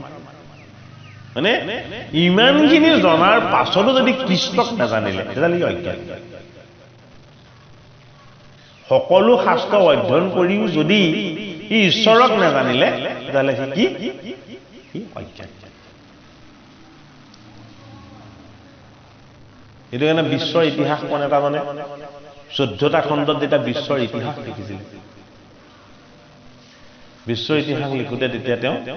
মানৱ জাতিৰ ক্ৰম বিকাশ মানৱ জাতিৰ গতি ধাৰা গোটেই বস্তুবিলাক তেওঁ পুংখানুপুংখভাৱে মানৱ সভ্যতাৰ গোটেই কথাখিনি তেওঁ লিখি শেষ কৰাৰ পাছত সমাপ্তিত তেওঁ এটা কথা লিখিছে বৰ হিষ্ট্ৰী যে মই বিশ্বৰ জনসাধাৰণৰ জীৱৰ মানৱৰ ইতিহাসৰ 14টা খণ্ড লিখাৰ পাছতো একবিংশ শতিকাৰ কাৰণে এই কিতাপখনৰ পৰা মই কি দি যাম মই এই কথাটো ভাবি চাইছিলোঁ মই এটা কথাই ভাবি চালো একবিংশ শতিকাত গোটেই বিশ্ব মানৱে জ্ঞান আহৰণৰ কাৰণে আৰু জানিবৰ কাৰণে বুজিবৰ কাৰণে ভাৰতৰ ওচৰলৈ যাব লাগিব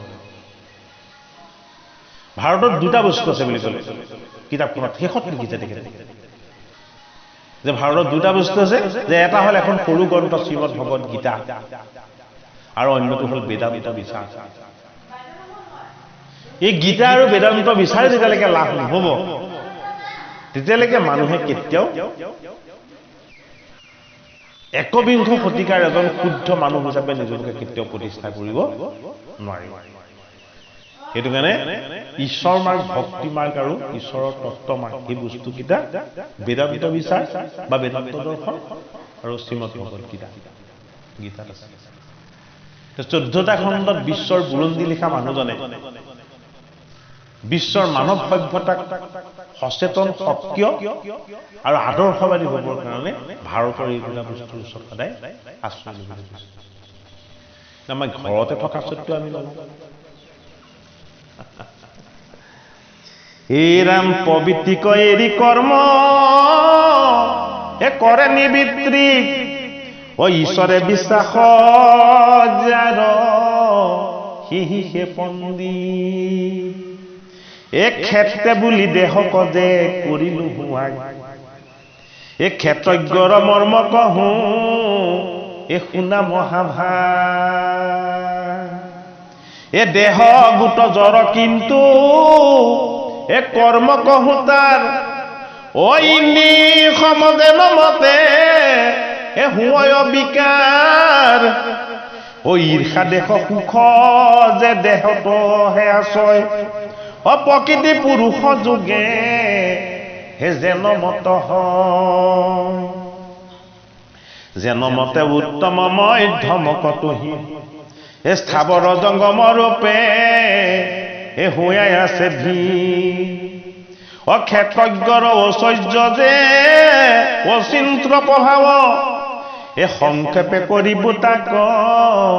মধ্যম পাণ্ডৱ। তোমাক মই দেশ ক্ষেত্ৰৰ বিষয়টো ক'লোৱেই, কিন্তু এতিয়া মই তোমাৰ জীৱ ক্ষেত্ৰৰ বিষয়ে কওঁ, যিটো ক্ষেত্ৰজ্ঞ। অৰ্জুন, এই ক্ষেত্ৰজ্ঞ বা জীৱৰ জ্ঞানটো যদি তোমাৰ লাভ নহয়, তেতিয়াহ'লে তুমি প্ৰবৃত্তি নিবৃত্তি বস্তুবিলাক ভালকৈ বুজি নাপাবা। তোমাক যে তুমি সম্পূৰ্ণ অহংকাৰ আৰু বন্ধনৰ পৰা মুক্ত হৈ যাব লাগিব বুলি যে মই তোমাক প্ৰস্তাৱটো দিলো, এই প্ৰস্তাৱটো সফল কৰিবলৈ হ'লে তুমি কি কৰিব লাগিব? এই ক্ষেত্ৰজ্ঞ বস্তুটোৰ বিষয়ে তুমি গভীৰকৈ জানিব লাগিব। হে ৰাম, তাকো তুমি হেন যদি এ ভোলা ধনঞ্জয়, এ তুমি অল্প কহাতে বে এ বহু কোনে কয়, এ বশিষ্ঠাদি ঋষিগণে কহয় বিস্তৰ, অধ্যান ধাৰণাতে যে ৰাজ্য পুৰুষ, অনিত্য নৈমিত্তিক নানা দেৱতাৰ ভেদ, এ পূজা বিধি ভাৱে যে বিস্তৰ কহেবে, ব্ৰহ্মসূত্ৰ ব্ৰহ্ম কয় যে এ বুজাৱে সাক্ষাৎ, যদি ব্ৰহ্ম নাহি প্ৰাণী কাতহন্তে যাত, কাৰণ নৈ ভুলতাৰ কাৰ্যনোহে সত্য, যেন কুম্ভকাৰ বিনে এ ঘট পাইবা কৈত, ব্ৰহ্মপদে স্বৰূপ ব্ৰহ্ম কলক্ষী কয়, এ অসন্ত বস্তুত প্ৰভু অসন্ত বস্তুত সন্ত এ কভু জাত নোহে, এ সন্ত ৰূপ প্ৰকাশিত এ আশ্ৰয় জগত, এ জগত কাৰণ ব্ৰহ্ম এ আশ্ৰয় পূৰ্ব, এহিমতে বিস্তৰ কহিলা পূৰ্বতৰ, এ মই পুনু অল্প কৰি এ কহিলো সাম্প্ৰ, এ পৃথিৱী তেজ বায়ু এ আকাশ অপৰ, এ ৰূপৰ সগন স্পৰ্শ শব্দ তন্মাত্ৰ, জ্ঞানন্দিয় কৰ্মেন্দ্ৰিয় এ মহদ অহংকাৰ, এ মন বুদ্ধি চেতন কৃতি নামতাৰ, এ 24 তত্ত্বক জানা কহে ভূত গান, সেব সবে কথাই ভৈলে এ তাৰ দেহ নাম। অৰ্জুন, মই তোমাক পঞ্চভূত পৃথিৱী, জল, অগ্নি, বায়ু, আকাশ, পঞ্চ তন্মাত্ৰ, ৰূপ ৰস গন্ধ শব্দ স্পৰ্শ, তোমাৰ তিনিটা বস্তু, দুটা বস্তু জ্ঞানেন্দ্ৰিয়, তাতে পঞ্চম দশ ইন্দ্ৰিয়তে আছে জ্ঞানেন্দ্ৰিয় আৰু কৰ্ম ইন্দ্ৰিয়, এই গোটেইবিলাকৰ মাজত চাৰিটা বস্তু আছে, মন, চিত, বুদ্ধি, অহংকাৰ। এই গোটেইখিনিক লগ লাগি একেলগে মই 24টা তত্ত্ব কৰিম। অৰ্জুনক কৈছে এই 24টা তত্ত্ব তেতিয়ালৈকে তত্ত্বৰ ৰূপতে থাকিব, যেতিয়ালৈকে ই ভূতত গৈ লগ নালাগিব। ভূত মানে কি? প্ৰকৃতি। ভূতত গৈ 24টা তত্ত্ব যদি লগ হৈ যায়, তেতিয়া কি হ'ব? ই ব্ৰহ্ম। ব্ৰহ্মতেই ব্ৰহ্ম উপজে, ব্ৰহ্মতেই ব্ৰহ্ম উপজে, ব্ৰহ্ম ঈশ্বৰময়। এই তত্ত্ব জ্ঞানখিনিতো এখন শাস্ত্ৰই দি থৈছে। অৰ্জুনক কৈছে কৃষ্ণ, আৰু বেদেওতো গোটেই কথাখিনি ভালকে বুজাই কৈছে। পৰাশ, বশিষ্ঠ আদি ঋষিসকলেও ব্ৰহ্মসূত্ৰতে কথাখিনি কৈছে। অৰ্জুনক ভগৱান কৃষ্ণই কৈছে যে ব্ৰহ্মসূত্ৰত যিখিনি কৈছে সেইখিনি মই কোৱা নাই। মই তোমাক এতিয়া সেইখিনি কথা ক'ত ক'ম? মই মোৰ ভক্তি সূত্ৰ শ্ৰীমদ ভগৱত গীতাত ক'ম। মই শ্ৰীমদ ভাগৱত গীতাত কোনখিনি কথা ক'ম? যিখিনি কথা কোনেও কাকো কোনোদিন কোৱা নাই, যিখিনি কথা কেৱল মইহে জানো, বেলেগে নাজানে। সেইটো কাৰণে মই দাপৰ ৰূপত তোমাক গীতা ক'বলৈ কৃষ্ণৰূপে অৱতাৰ লৈছো। অৰ্জুনক ভগৱান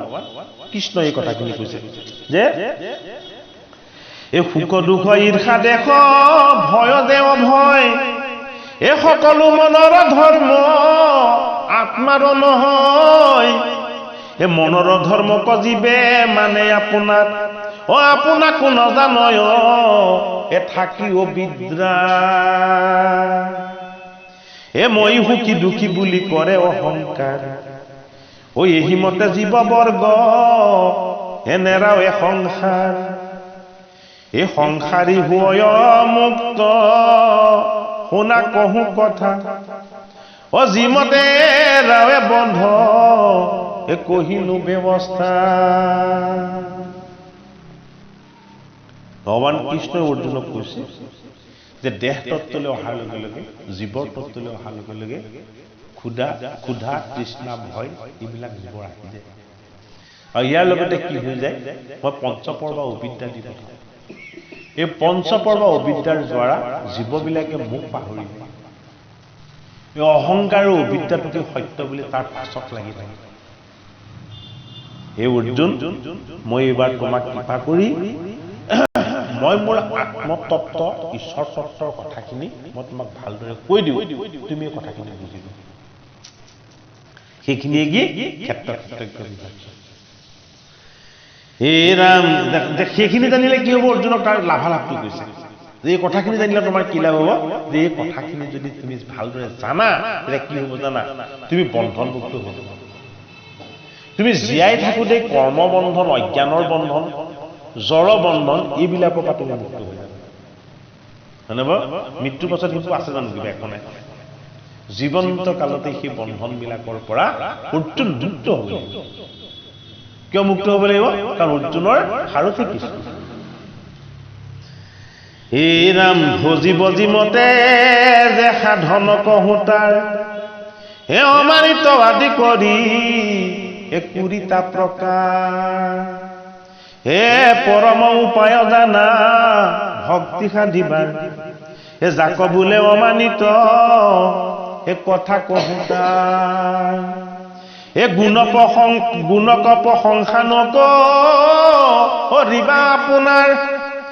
হে চাতুৰ মৎস্য কৰো বুলি হে মৎস্য মাংস খাই হে নখ দাড়ি বহাই ফুৰে লোকক দেখাই এনেকুৱা লোকক ধৰ্ম ধজি বোলে লোক সেহি গোট ভণ্ড কিন্তু তাক এৰি ক অৰ্জুন তোমাক ভক্তি বুলি ভক্তি নথকা কথা ক'ব ঈশ্বৰৰ মাৰ্গ বুলি তোমাক বেলেগ কৰ্ম মাৰ্গ দেখাই দিব তুমি সেইবিলাকক ত্যাগ কৰিব লাগিব তুমি গুৰু হিচাপে কাক গ্ৰহণ কৰিলা ভগৱান কৃষ্ণক গ্ৰহণ কৰিলা তোমাৰ এতিয়া একমাত্ৰ বিশ্বাস হ'ব লাগিব কাক কৃষ্ণ তোমাক বশিষ্ঠই কি কৈছিলে পৰাশৰে কি কৈছিলে বেদে কি কৈছে অন্য 20টামান বিভাগ আছে বিভাগবিলাকে মোক ভক্তি কৰিবলৈ কি কৈছে তুমি সেইবোৰ চব পাহৰিব লাগিব বোলে কিয় পাহৰিব লাগিব মই যিটো কৈছো এইটো বেদৰ সাৰ এইটো কি এইটো বেদান্ত বিশ্বাস ঐশ্বৰিক বিশ্বাস এই ভক্তি মাৰ্গৰ আত্মতত্ত্বৰ ঈশ্বৰ তত্ত্বৰ পৰম গুৰুত্ব কথা সেইটো কাৰণে এই কথাখিনি কি বুলি কৈছে দেহাত্মা বিবেক জ্ঞান দেহ আত্মা আৰু বিবেক বুদ্ধি এই গোটেই জ্ঞানখিনিকে একেলগে কি বুলি কৈছে ক্ষেত্ৰ ক্ষেত্ৰজ্ঞ বিভাগ বিভাগ বুলি কৈছে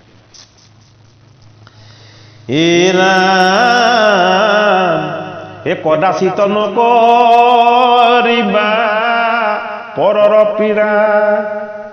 অহিংসা নিশ্চয় বুলি জানিবা হাতা পৰে তাৰে মন্দ বুলি কৰে তিৰস্কাৰ সেহি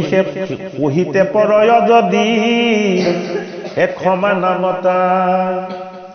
তাক ধৈৰ্য বুলি স্বধৰ্মক নিষ্ঠা কৰে আজৰ্ব বুলিব তাক বক্ৰ ভাৱেৰে সেৱা কৰিবে সদ গুৰু চৰণত আছু কপট বুদ্ধি নাহি সপোন বাহ্য শুদ্ধি কৰিবে মাটি পানী লৈ ৰাগ নাথাকিলে আইভন তৰ শুদ্ধি হয়। এই অৰ্জুন, এই শাস্ত্ৰবিলাকে তোমাক আত্মশুদ্ধিৰ কাৰণে যিমানখিনি পথ দেখুৱাইছে তাৰ ভিতৰত মই তোমাক শ্ৰেষ্ঠ পথটো দেখাইছো। তুমি প্ৰত্যেকৰে প্ৰতি এটা সদায় ভাল ভাৱ ৰাখিবা। তুমি কাৰো প্ৰতি কেতিয়াও ঈৰ্ষা ভাৱ নাৰাখিবা। তুমি কি কৰিবা, যদি তোমাৰ ওচৰত কোনোবাই কিবা দুখ লগাইছে বুলি ভাবিছে, তুমি হাঁহি হাঁহি তাক ক্ষমা কৰি দিবা। তো অৰ্জুনক এইটো কাৰণে এই কথাখিনি কৈছে ক্ষেত্ৰ বিভাগ যুগত, যে এইবিলাক হ'ল আত্মাৰ লক্ষণ। তুমি যে আত্মজ্ঞানী হ'ব পাৰিছা, তুমি যে ঈশ্বৰ জ্ঞানী হ'ব পাৰিছা, তাৰ প্ৰমাণটো তুমি নিজে উমান পাবা। বোলে কেতিয়া উমান পাবা, যেতিয়া তোমাৰ কোনো কথাতে কোষ নাহে, খং নাহে। খং যদি কেনেবাকে তোমাৰ পৰা আঁতৰ হৈ গৈছে, তুমি জীৱন্ত কালতে মুক্ত হৈ গৈছা। তুমি জীৱন্ত কালতে বন্ধন মুক্ত হৈ গৈছা। বোলে কি,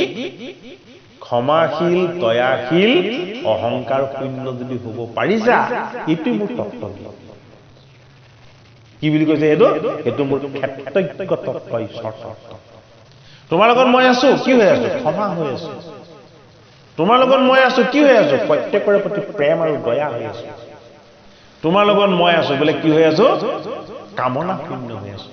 কাৰোবাক যদি ভাল পাইছো, কোনো স্বাৰ্থ নথকাকে ভাল পাইছো, নিস্বাৰ্থভাৱে। এই কথাখিনি অৰ্জুনক যেতিয়া কৈ দিলে,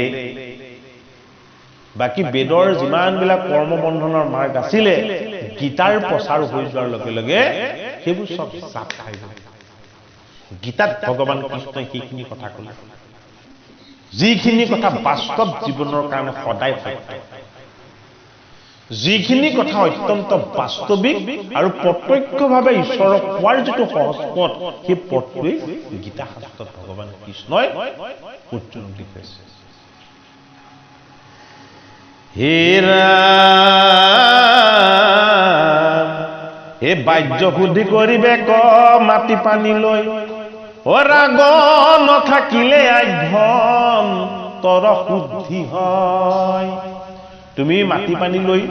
তাৰমানে কি, ভালকে চাবোন তাবোন মাৰি এনে বীজাণুমুক্ত হৈ আমাৰ মুক্ত কৰি দেহাটোক ৰখাই দিওঁ।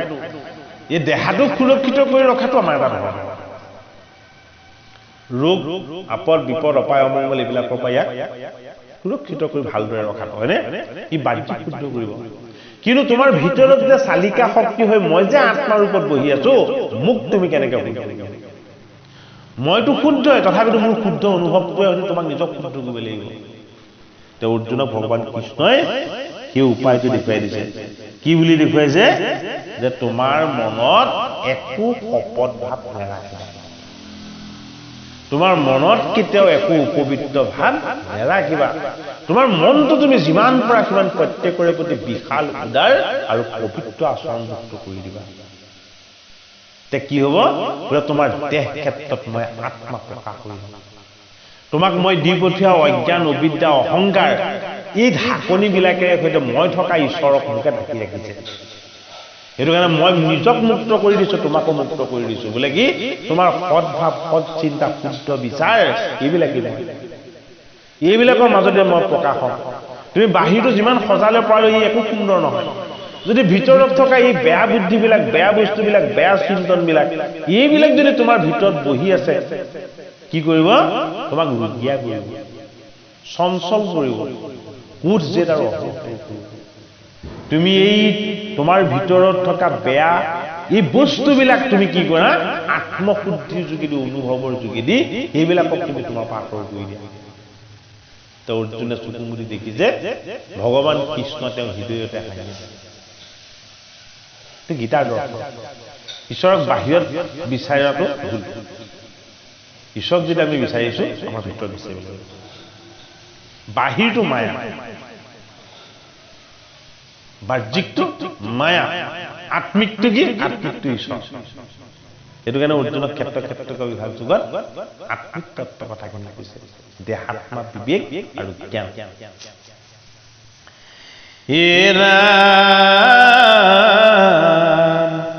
এ বিষয়ত ইন্দ্ৰিয়ৰ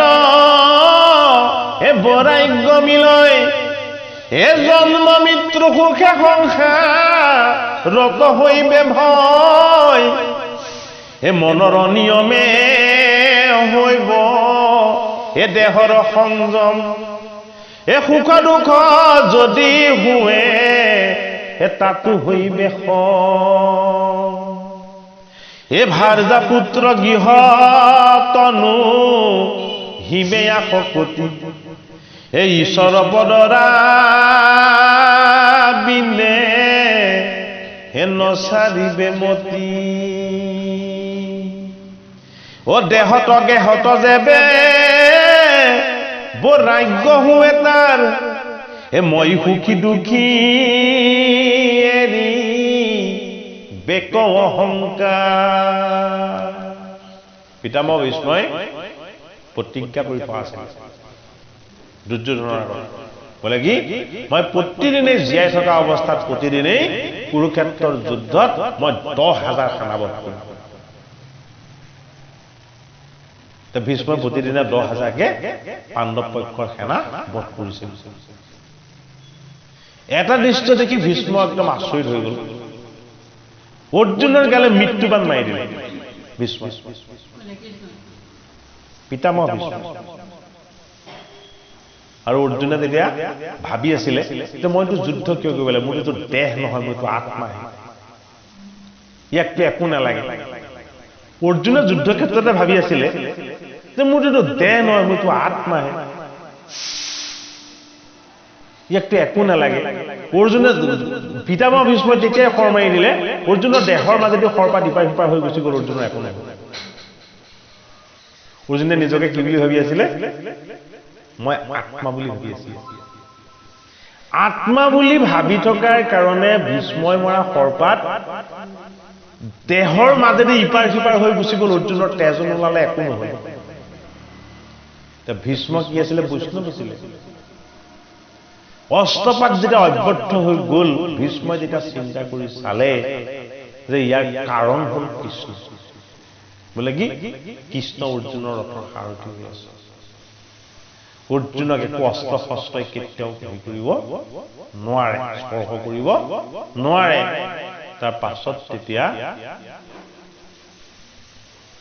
অৰ্জুনে ভগৱান কৃষ্ণক কৈছে যে হে মোৰ সখা পিতামহ ভীষ্ম ইমান খৰ মাৰিছে খৰবিলাক যে মোৰ গাৰ কাষেদি পাৰ হৈ গুচি যায় একো খৰেই মই প্ৰতিকাৰ কৰিব লগা হোৱা নাই ইয়াৰ কাৰণটো অৰ্জুনক কৈছে যুদ্ধৰ আগে আগে মই তোমাক সেইটো কাৰণে গীতা কৈ লৈছিলো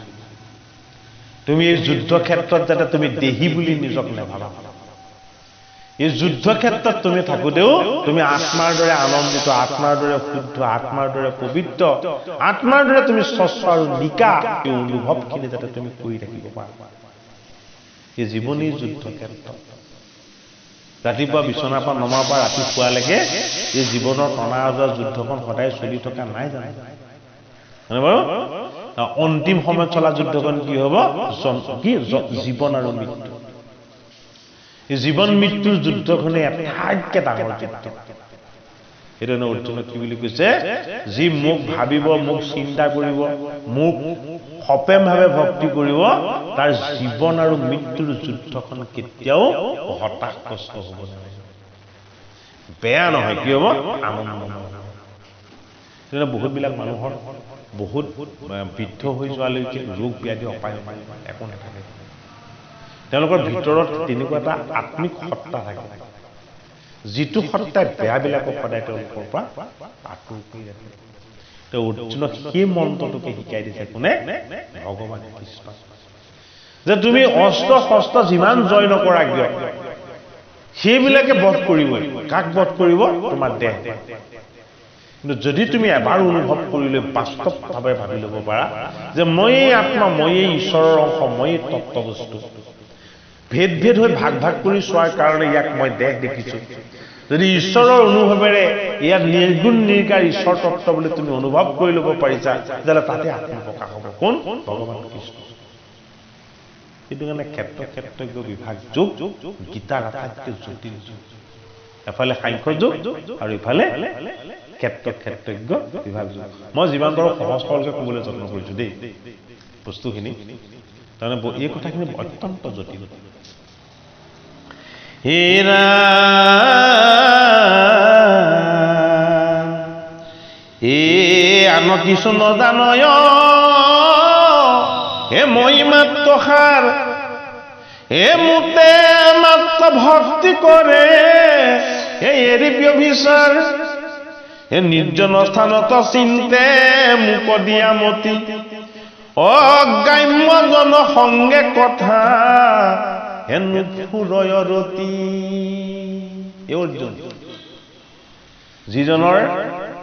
জীৱ আত্মা তত্ত্ব বিবেক জ্ঞানটো হল সেইজনে মোক পাই যায়। কিয় মোক পাই যায়? মোক পোৱাৰ কাৰণেহে তেওঁ সেই জ্ঞানটো হ'ল। কেনেকে হৈ গ'ল সেইটো? তেওঁৰ জীৱনত ব্যভিচাৰ নাথাকে, কোনো বেয়া ভাৱ, বেয়া চিন্তা, বেয়া ভাৱনা তেওঁৰ নাথাকে। তেওঁ আৰু মই একেই শুদ্ধ পবিত্ৰ বুলি তেওঁ অনুভৱ কৰি ল'ব পাৰে। সেইটো কাৰণে প্ৰাপ্তি অপ্ৰাপ্তিৰ কথাবিলাকত আৰু তেওঁ লাগি নাথাকে। সদায় মোৰ চৰণ ভক্তিভাৱেৰে চিন্তা কৰে, মোক উপাসনা কৰে আৰু মোৰ পৰা সদায় এটাই বিচাৰে। বোলে কি বিচাৰে? যে তোমাৰ চৰণৰ ছত্ৰ ছায়াৰ যিটো আনন্দময় স্থান, সেই স্থানখনত তুমি মোক ৰাখিবা। যিকোনো স্থান আটাইতকৈ পবিত্ৰ, আটাইতকৈ শুদ্ধ, যিকোনো স্থানত কোনো কাৰো প্ৰতি বেয়া ভাৱ নাহে, বেয়া চিন্তন নাহে, নিজৰ মাজতো সদায় ভাল ভাৱ প্ৰকাশ হৈ থাকে। সেই ভগৱান কৃষ্ণ তুমি মোক তেনে এটা ভক্তি ভাৱনা সদায় ৰাখিবা। অৰ্জুনক এই কথাখিনি কৃষ্ণই কৈ আছে। ইদানিক কহোতাৰ যিমত বিকাৰ পুৰুষৰ প্ৰভাৱ লক্ষণ শুনা তাৰ। এতিয়া মই ঈশ্বৰ আত্মতত্ত্ব, দেহ আত্মা বিবেক জ্ঞান আৰু বুদ্ধি, এই ঈশ্বৰ বুদ্ধিখিনি মই তোমাৰ লগত কেনেকে আছো? তোমাৰ ভাৱ চিন্তন বিলাক, ভাল চিন্তন বিলাক, ভাল অনুভৱ বিলাক, ভাল বুদ্ধি বিলাক, আৰু এইবিলাকৰ পৰা আঁতৰ হৈ তোমাৰ দেহ তত্ত্বৰ লগত জড় বন্ধন বিলাকত মই কেনেকে প্ৰকাশ হৈ আছো? এতিয়া মই তোমাক কৈখিনি কি কম, সেইখিনি কথা কৃষ্ণে বোলে আৰু ভেদ শুনিও অৰ্জুন প্ৰকৃতি পুৰুষ যে অনাদি দুয়োজন অনাদি ঈশ্বৰ সদা পুনৱময় তাহাৰ শকতি মাত্ৰ অনাদি বোলয় বিষয়ক পায়া ইন্দি হুঁয় বিকাৰ গুণৰ ইচাৰে সুখ দুখ হুৱে তাৰ জন্ম মৃত্যু হৈয়া কহে কৰে যাতায়ত গতি সবাৰো কাৰণ কোনো জানিবা প্ৰকৃতি যদ্যপি স্বৰূপে হুৱে অচেতন মায়া তথাপি চৈতন্য হুৱে পুৰুষক পায়া যদি বোলা জীৱ অধিকাৰ স্বৰূপত সুখ দুখ ভোগতাৰ ঘটে কেনে গুণে থাকি কৰ্ম প্ৰৱৰ্তয়তা মই কৰো বুলি জীৱে কৰে অহংকাৰ প্ৰকৃতিৰ গুণ সংগে অবিদ্যাৰ যুগ সেইকাৰণে জীৱে কৰে সুখ দুখ ভোগ। আচল ৰহস্যটো এতিয়া অৰ্জুনক ভগৱান কৃষ্ণ কৈছে যে জীৱবিলাকে যে সুখ আৰু দুখ এই দুটা ফল ভোগ কৰে, এই সুখ আৰু দুখ ফল ভোগ কৰাৰ কাৰণটো মই তোমাক এটা কৈ দিছো শুনা। কি কাৰণে ভোগ কৰে? যে মোৰ দুটা সত্তা আছে। এটা সত্তা হ'ল কি? এটা সত্তা হ'ল শুদ্ধ সনাতন আৰু সত্য, আৰু এটা সত্তা কি? এটা সত্তা হ'ল অসত্য, মিছা আৰু জড়। অসত্য, মিছা আৰু জড়টোত মই কি কৰো? মই সত্য শুদ্ধ ঈশ্বৰ তত্ত্ব তাত প্ৰৱেশ হৈ থাকো। বোলে কেনেকে প্ৰৱেশ হৈ থাকো? যে মই যে তাত প্ৰৱেশ হৈ থাকো, মোক যাতে কোনো নেদেখে, নেজানে আৰু নুবুজে আৰু অনুভৱ কৰিব নোৱাৰে। আৰু দেখা বস্তুটোক মই কি কৰি ৰাখো? দেখা বস্তুটোক সদায় মই বুলি তাক এটা আকাৰ দি ৰাখো। ই যাতে ময়ে কৰিলো, মোৰ বাবেই হৈছে, ই যাতে সদায় এনেকুৱা এটা অজ্ঞান আৰু অভিজ্ঞতাৰ ভাৱ লয়। অৰ্জুনক এই কথাটোৱে বুজাব বিচাৰিছে, যুদ্ধখন তুমি কৰিবলৈ অহা নাই, তোমাক মই আনিছো। তুমি মোক জয় কৰি অনা নাই, তুমি মোৰ ওচৰলৈ যোৱাৰ কাৰণে মই তোমাৰ ওচৰত পৰাজয় হৈ দিছো, মই তোমাৰ ওচৰত মান্যতা স্বীকাৰ কৰি দিছো। আৰু এতিয়াও যদি যুদ্ধখন তুমি কৰো বুলি ভাবি থাকে, এইখন যুদ্ধ তুমি ক'ত জয় খাই প্ৰস্তুত কৰিব পাৰিবা? এই যুদ্ধখনৰ গোটেই নিয়ন্তা কৰি বাসুদেৱ কৃষ্ণ। তুমি মোতেই গোটেইখিনি সমৰ্পণ কৰি জয় হওক পৰাজয় হওক যি হয় হৈ যাওক বুলি মোত যদি তুমি এৰি নিদিয়া গোটেই দায়িত্বখিনি, তোমাৰ দায়িত্ব মই কিয় ভালদৰে পালন কৰিম? তে অৰ্জুনক পুত্ৰ দিছে, পত্নী দিছে, লগতে কি দিছে কৃষ্ণই? মোহো দিছে। কৃষ্ণই যুদ্ধখন কৰাম, কিন্তু তোৰ এই পুত্ৰৰ যিটো মোহ, ভাৰ্যাৰ প্ৰতি যিটো মায়া, সেইটো কিন্তু নাইকিয়া কৰি থৈ যাব লাগিব। কেনেকে নাইকিয়া কৰিম? বোলে মই তোক এদিন উলিয়াই লৈ যাম। আৰু সেইদিনাখনি তাক সোমোৱা ৰাস্তা শিকাই থৈছো, মই ওলোৱা ৰাস্তা শিকোৱা নাই। কাক? অভিমন্যু। মাতৃৰ গৰ্ভত থাকোতে, হয় মাতৃৰ গৰ্ভত থাকোতে, কাৰণ কৃষ্ণ ভনীয়েকে অৰ্জুনৰ ভাৰ্যা। তেতিয়া তাত থাকিবলৈ যাওঁতে কৃষ্ণই তেওঁ যে চক্ৰবিহুলে কেনেকে সোমাই, মই তোমাক সোমোৱাৰ ৰাস্তাটো শিকাই আছো। আৰু ইয়াৰ পাছত মই তোমাক ওলোৱা ৰাস্তাটো শিকাম। ওলোৱা ৰাস্তাটো যেতিয়া শিকালে, তেতিয়া সুভদ্ৰা টোপনি গ'ল। টোপনি যোৱাৰ কাৰণটো কি? আৰে দেহটো জড় বস্তু, দেহটো প্ৰকৃতি, ইয়াৰ লগত জড়তা আছে। ই সদায় বন্ধনতে সোমাব জানে, বন্ধনৰ পৰা কেনেকে ওলাব লাগে এইটো নাজানে, হয়নে বাৰু? সেইটো কাৰণে বন্ধনৰ পৰা কেনেকে ওলাব লাগিব, এই ওলোৱা ৰাস্তাটো কোনে জানে? কৃষ্ণই জানে। আৰু কৃষ্ণই গৰ্ভত থাকোতে সি শিক্ষা কাকো নিদিলে, জন্ম হোৱাৰ পাছতহে দিব। ক'ৰ পৰা ল'ব লাগিব? গীতাৰ পৰা ল'ব লাগিব, ভাগৱতৰ পৰা ল'ব লাগিব, বেদান্ত দৰ্শনৰ পৰা ল'ব লাগিব, গুৰুৰ পৰা ল'ব লাগিব। সেইখিনি জ্ঞান কেতিয়াও এনেকে গৰ্ভত থাকোতে কোনো কাকো দি নিদিয়ে। জীৱ হৈ ঈশ্বৰৰ অংশ হৈ তুমি জন্ম লোৱাৰ পাছত যদি তুমি মোক চিনি নাপালা, মোক বুজি নাপালা, তেতিয়াহ'লে তোমাৰ কি জ্ঞান কি? সেইকাৰণে অৰ্জুনক কি কৰিলে? মাতি লৈ গ'ল আৰু সপ্তৰথীৰ হতুৱাই অভিমন্যুক বধ কৰাই দিলে। কৃষ্ণ কিয় অভিমন্যুক বধ কৰাল? তোমাক বেহুলে কেনেকে সোমাব লাগে, মাতৃৰ গৰ্ভত থাকোতে সোমাম, শিকাম। আৰু বেহুটোৰ পৰা কেনেকে ওলাব লাগে, মই এইটো যুদ্ধখনত দেখাম। চক্ৰ বেহু মানে কি? এই জীৱন চক্ৰত যে আমি সোমাই পৰিম, কাল চক্ৰত যে আমি সোমাই পৰিম। 7টা চক্ৰ আছে, সেইটো কাৰণে সপ্তৰথীয়ে বেৰি পেলাই মাৰ কথা কৈছে। 7টা তৰপ আছে, 7টা দিন আছে, মানে সপ্ত কি কয়, এই 7 তৰপীয়া বস্তুবিলাকক কেনেকে ভেদ কৰি অভেদ্য ঈশ্বৰ হৈ যাব পৰা যাব, তাক বুজাবৰ কাৰণে অভিমন্যুক সপ্তৰথীয়ে বেৰি বধ কৰিলে। এই 7জন ৰথীৰ 7টা তত্ত্ব উচ্চিৰিক তত্ত্ব। বিকাৰযুক্ত বস্তুবিলাকৰ বন্ধনত জীৱ যেতিয়ালৈকে পৰি থাকিব, সি কেতিয়াও বন্ধনমুক্ত হ'ব নোৱাৰে। অভিমন্যু জীৱৰ জুনিলে অহাৰ কাৰণে বন্দী হৈ আছে। জীৱৰ জুনিৰ পৰা ঈশ্বৰ তত্ত্বলৈ নিব লাগিব। ঈশ্বৰ তত্ত্বলৈ নিবলৈ হ'লে কি কৰিব লাগিব? জীৱ, আত্মা, ঈশ্বৰ আৰু তত্ত্ব জ্ঞান, এই গোটেইখিনি অৰ্জুনৰ হ'ব লাগিব। তো অৰ্জুনে অভিমন্যুক সাৱটি ধৰি যেতিয়া কান্দিছে, কৃষ্ণই চকু পানী দিছে। তাৰ পাছত অৰ্জুনক কৃষ্ণই বাহুত ধৰি কৈছে, প্ৰকৃততে তোমাৰ পুত্ৰ অভিমন্যুৰ মৃত্যু হৈছিলে।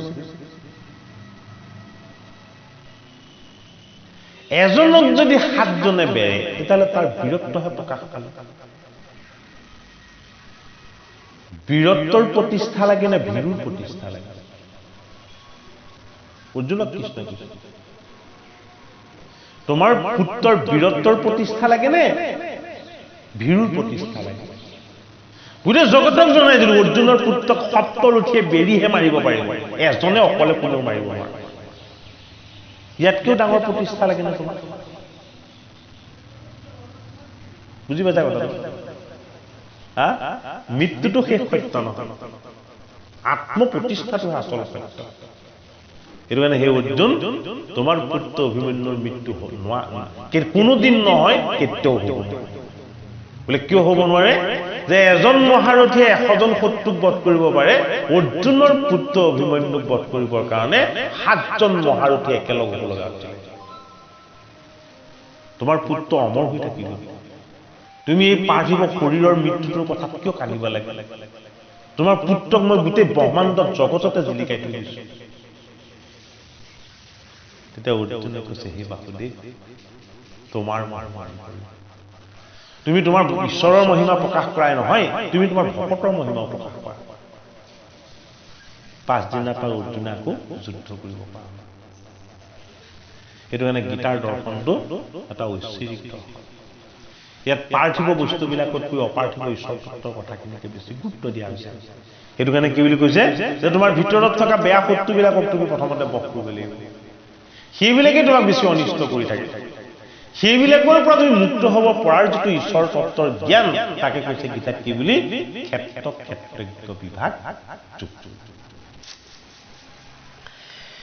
হে প্ৰকৃতিৰ গুণ সংগে অবিদ্যাৰ যোগ অস্বীকাৰণে জীৱে কৰে এ সুখ দুখ ভোগ এ ধেনুৰ বাটক বৎসে যেনে মুখ লয় এ বৎস ধেনু যোগে দুগ্ধ আপুনি শ্ৰৱয় এ তমুগুণে নৰ যেন আছে নিদ্ৰা যায় এ বড় দুঃখ পাৱে পাৱ সপ নত বাঘে খায় এই অৰ্জুন মই যেতিয়া গোবৎসবিলাকক জন্ম দিওঁ লগতে পোৱালিটোৰ কাৰণে মাতৃ দেহত মই দুগ্ধ দি পঠাওঁ জীৱ এটা জন্ম দিয়ে মই মোৰ দায়িত্ব শেষ কৰি দিয়া নাই জীৱটোক জন্ম দি সি খাবৰ কাৰণে তাৰ মাতৃক মই অন্ন দি পঠিয়াইছোঁ আৰু মই তাতকৈ কিবা ডাঙৰ কিবা কৰিব লাগে নে মানে বাৰু মই অমৃত দি পঠিয়াইছিলোঁ কাক প্ৰত্যেক জীৱৰ মুখত কাৰণ স্তন্যপায়ী প্ৰাণীবিলাকেতো সদায় মাতৃ দুগ্ধ খাই ডাঙৰ হয় মানে বাৰু মই দি পঠিয়াইছিলোঁ অমৃত কিন্তু মোক নাজানি মোৰ পৰা আঁতৰ হ'ল কোচ যে অহংকাৰ নাপালো বুলি ভাবি ভাবি প্ৰত্যেক তমগুণী হৈ গৈছিলে আৰু তমগুণী হৈ যোৱাৰ কাৰণে কি হয় অহংকাৰ তমগুণ আৰু অসন্তুষ্টিত মই তেওঁৰ লগত থকা সত্ত্বেও মই ঢাক খাই যাওঁ চালিখনে জানো সূৰ্যৰ পোহৰটো ধৰি ৰখা নাই সূৰ্যৰ পোহৰটো আত্মাৰ পোহৰটোৰ ভিতৰত আছে তাৰ অস্তিত্বটো যদি আমাৰ উপলব্ধি নাই তেতিয়াহ'লে আমি তাক কেতিয়াও প্ৰকাশ কৰিব নোৱাৰিম সেইটো কাৰণে কৈছে যে অবিদ্যাৰ তমগুণটোৰ পৰা যদি তুমি মুক্ত হ'বলৈ লয় তেতিয়াহ'লে কি কৰিব লাগিব মই যিদৰে গোবৎস গাই পোৱালি এটাক মাতৃক অন্ন দি পঠিয়াইছোঁ ময়ো তোমাৰ পোষক পালন মই পালন কৰোঁ মোক তুমি সেইদৰে অনুভৱ কৰিব লাগিব যিদৰে সপোনত মানুহ এজনে তমগুণত থাকিলে মানুহ কি হয় সপোনত যেনেকৈ বাঘে খেদি খাই ফুৰে ঠিক সেইদৰে বিপদ আপদ কোধবিলাকেও এই মানুহজনক জীৱন্ত কালতে খেদি খাই ফুৰে তেওঁ গমেই নাপায় কিয়ে খায় তেওঁ বেয়া তমগুণবিলাকে তেওঁ কি খাই থাকে এই স্বপন গুচিলে ভয় নিদ্ৰা দূৰে যায় অজ্ঞানিত জীৱ বদ্ধ জ্ঞান পক্ষে নাই জীৱ ঈশ্বৰৰ ভিন্ন নুহি দুই একে এ উপাধিত থাকিলোকে ভিন্ন কৰি দেখে এই আকাশে উদিত চন্দ্ৰ এই আকাশে উদিত চন্দ্ৰ আছে যেন নয় এ চন্দ্ৰ প্ৰতিবিম্ব লোকে জলত দেখয় এ জলত সৈতে দূৰ হৈলে প্ৰতিবিম্ব নাই এ জীৱ বন্ধমুক্ত হয় আত্মজ্ঞান পায় ইমান সুন্দৰ এটা উপমা দিলে মই আত্মা পৰমাত্মা মোক জনাটো মোক বুজাটো তুমি আৰু মই অভিন্ন তুমি আৰু মই এক এই উপলব্ধিটো কৰিব পৰাটো অতি দিব্য জ্ঞান বোলে কেনেকুৱা বস্তু মই তোমাৰ লগত যে সদায় প্ৰত্যক্ষভাৱে বিৰাজমান হৈ আছো এইটোক তুমি অনুভৱ কৰিবলৈ হ'লে মই তোমাক এটা উপমা দিছোঁ তুমি চাই লোৱা বোলে কি উপমা দিছোঁ যে মই চন্দ্ৰটো আকাশত সদায় আছো বোলে হয় কিন্তু তুমি যেতিয়ালৈকে আকাশত থকা চন্দ্ৰটো তলত চাব বিচৰা পানী এবাটি যদি তুমি দি দিয়া তাত মই প্ৰকাশ হৈ যাব হয়নে বাৰু বোলে হয় পানী বাটি যদি তুমি আঁতৰাই লৈ যোৱা মই চন্দ্ৰটো নথকাকৈ আছো জানো বোলে নাই পানী বাটিটো লৈ গ'লে তুমি চন্দ্ৰটোহে দেখা হৈ থাকিব কিন্তু মই আকাশত আছো হয়নে বাৰু বোলে হয় তোমাৰ মাজতো মই সদায় তেনেকেই প্ৰকাশ হৈ থাকো কেনেকৈ প্ৰকাশ হৈ থাকো যে তোমাৰ লগত জড় চৈতন্য সমস্ত তত্ত্ব হৈ মই সদায় বিৰাজমান হৈ আছো তোমাৰ এই দেহটো অৱসান ঘটিলে মই নোহোৱা হৈ নাযাওঁ জীৱটোৰ লগত মই লাগি থাকিম যদি ভাল কৰ্ম কৰিছে তাক মই ভাল ঠাইলৈ পঠাম আৰু যদি কি বেয়া কৰ্ম কৰিছে তেতিয়াহ'লে মই তাক বেয়া ঠাইলৈ পঠাম মই মোৰ কাম কেতিয়াও নকৰাকৈ নেথাকো তুমি তোমাৰ সংস্কাৰটো শুদ্ধ কাক কৈছে অৰ্জুনক কৈছে হে ৰামে জীৱ বন্ধ মুক্ত হয় আত্মজ্ঞান নাপায় জীৱ এটা কেতিয়া মুক্ত হয় বন্ধনৰ পৰা যেতিয়া তাৰ আত্মিক জ্ঞান নিজক জানিব প্ৰকৃতিক জানিব ঈশ্বৰক জানিব এইটোক আত্মজ্ঞান বুলি কয় আত্মিক জ্ঞান নোহালৈকে কোনো জীৱৰ কেতিয়াও মুক্ত সাধন নহয় এই জীৱৰ জন্মক দেখা যত ত্ৰিজগত এ স্বৰূপত মিছা কিন্তু গুণৰ লগত এ যিটো আত্মা সবাহাতে সাক্ষী অন্তৰ্যামী এ ভক্তাভুক মহেশ্বৰ ব্ৰহ্মাণ্ডৰ স্বামী কাৰণৰো কাৰণ যে প্ৰকৃতিৰ পৰ হয় এহিমতে নিচাৰূপে জানে যিটো নৰ এ তাৰ বিধি নিষেধ লংঘনে দুখ নাই এহি দিহ জ্ঞানে যে পৰম গতি পায় হে অৰ্জুন এই তিনিও জগততে মই প্ৰকাশ হৈ আছো মোক নেদেখে মোক স্পৰ্শ কৰিবও নোৱাৰে মোক চুবও নোৱাৰে বোলে কিয় চুব নোৱাৰে মই আকাৰত নাই আকাৰটো মোৰ মায়া মই ক'ত আছো এই আকাৰযুক্ত মায়াবিলাকক চৈতন্য কৰি চলাই থকা নেদেখা আত্মিক শক্তিটো হৈ আছে সেইটো কাৰণে আত্মিক শক্তিটোক যদি তুমি চাব বিচাৰিছা তোমাৰ মাজতে পাবা বোলে কি তোমাৰ যিটো চালিকা শক্তি সেই চালিকা শক্তিটোৱে মই অৰ্জুনক কৈছে কৃষ্ণ আৰু প্ৰত্যেক জীৱৰে যিটো চালিকা শক্তি চৈতন্য শক্তি সেই চৈতন্য শক্তিটোৱে মই মোৰ সেই শক্তিকণৰ কাৰণে সেই জীৱবিলাক বৰ্তি থাকে অৰ্জুনে কৈছে যদি তেওঁলোকৰ মৃত্যু হৈ যায় তেতিয়াহ'লে তোমাৰ কি হয় তেতিয়া অৰ্জুনে হাঁহি হাঁহি কৈছে যে মোৰ একো নহয় কোনোদিন মোৰ একো ক্ষয় বৃদ্ধি নাই নহয় মই যেনে আছো সদায় তেনেকেই থাকো বোলে কিয় মোক অস্ত্ৰও কাটিব নোৱাৰে জলেও সিক্ত কৰিব নোৱাৰে জুইয়েও পুৰিব নোৱাৰে তুমি কেনেকুৱা বোলে মই অখণ্ডিত আনন্দময় মোক তুমি কেৱল অনুভৱৰ যোগেদিহে পাব পাৰিবা সেইটো কাৰণে গীতা ভাগৱত শ্ৰৱণ কীৰ্তন কি ভগৱান কৃষ্ণৰ প্ৰত্যক্ষ অনুভূতি গীতা ভাগৱত শাস্ত্ৰ শ্ৰৱণ কীৰ্তনটো ভগৱান কৃষ্ণৰ প্ৰত্যক্ষ অনুভূতি এই প্ৰত্যক্ষ অনুভূতিটো এই শাস্ত্ৰৰ যোগেদি আমি লাভ কৰিব পাৰিব লাগিব সেইটো কাৰণে অকণমান ব্যাখ্যা কৰি দিছোঁ নহ'লে এনেই পঢ়িবলৈ আমি বুজি নাপাব হয় নহয় হে ৰাম এহিমতে নিচাৰূপে জানা যিটো নৰ এ তাৰ বিধি নিষেধ লংঘন দুখ নাই এহি দিহ জ্ঞানে যে পৰম গতি পায় এ কত যোগী আত্মা চিন্তি মনে কৰে লয় প্ৰকৃতি পুৰুষ ভেদে কত সাংখ্যে কয় কতে কষ্টাংগ কৰি দেখে যুগমতে কত পায় কৰ্ম কৰি অৰ্পি ঈশ্বৰতে অতি মূৰ্খমতি যিটো কিছু নজানয় তাহাৰ উপায় কহো জীৱতে তৰয় অৰ্জুনক কেইবাটাও কথা ক'লে বোলে কি যোগীজনে যোগ সাধনাৰ দ্বাৰা মোক এক হৈ যায় হয়নে কৰ্মযোগীজনে কি কৰে মোক অৰ্পণ কৰা কৰ্ম কৰি পেলাই তেওঁ মোক পাই যায় আৰু এটাতকৈ শ্ৰেষ্ঠটো কি মোৰ ভক্তি মোক যি ভক্তি কৰে সি কি হৈ যাওঁ তেওঁ আৰু মই এক হৈ যাওঁ ভগৱান কৃষ্ণ অৰ্জুনক এই কথাটো কৈছে হে ৰামে শ্ৰদ্ধা কৰি গুৰু সেৱা কৰিব নিবিৰি গুৰু উপদেশত বিশ্বাস কৰি থিৰ এটা অৰ্জুনৰ গুৰু গুণ কৃষ্ণ হে ৰামে সদায় কৰিব মোৰ শ্ৰৱণ কীৰ্তন এহিমতে ভক্তি হুৱে অনন্য শৰণ হে মনে সবে সদা মোৰ পদৰ বিন্দক এহিমতে সুখে যিটো তৰে সংসাৰক চতুৰ্থ পঞ্চম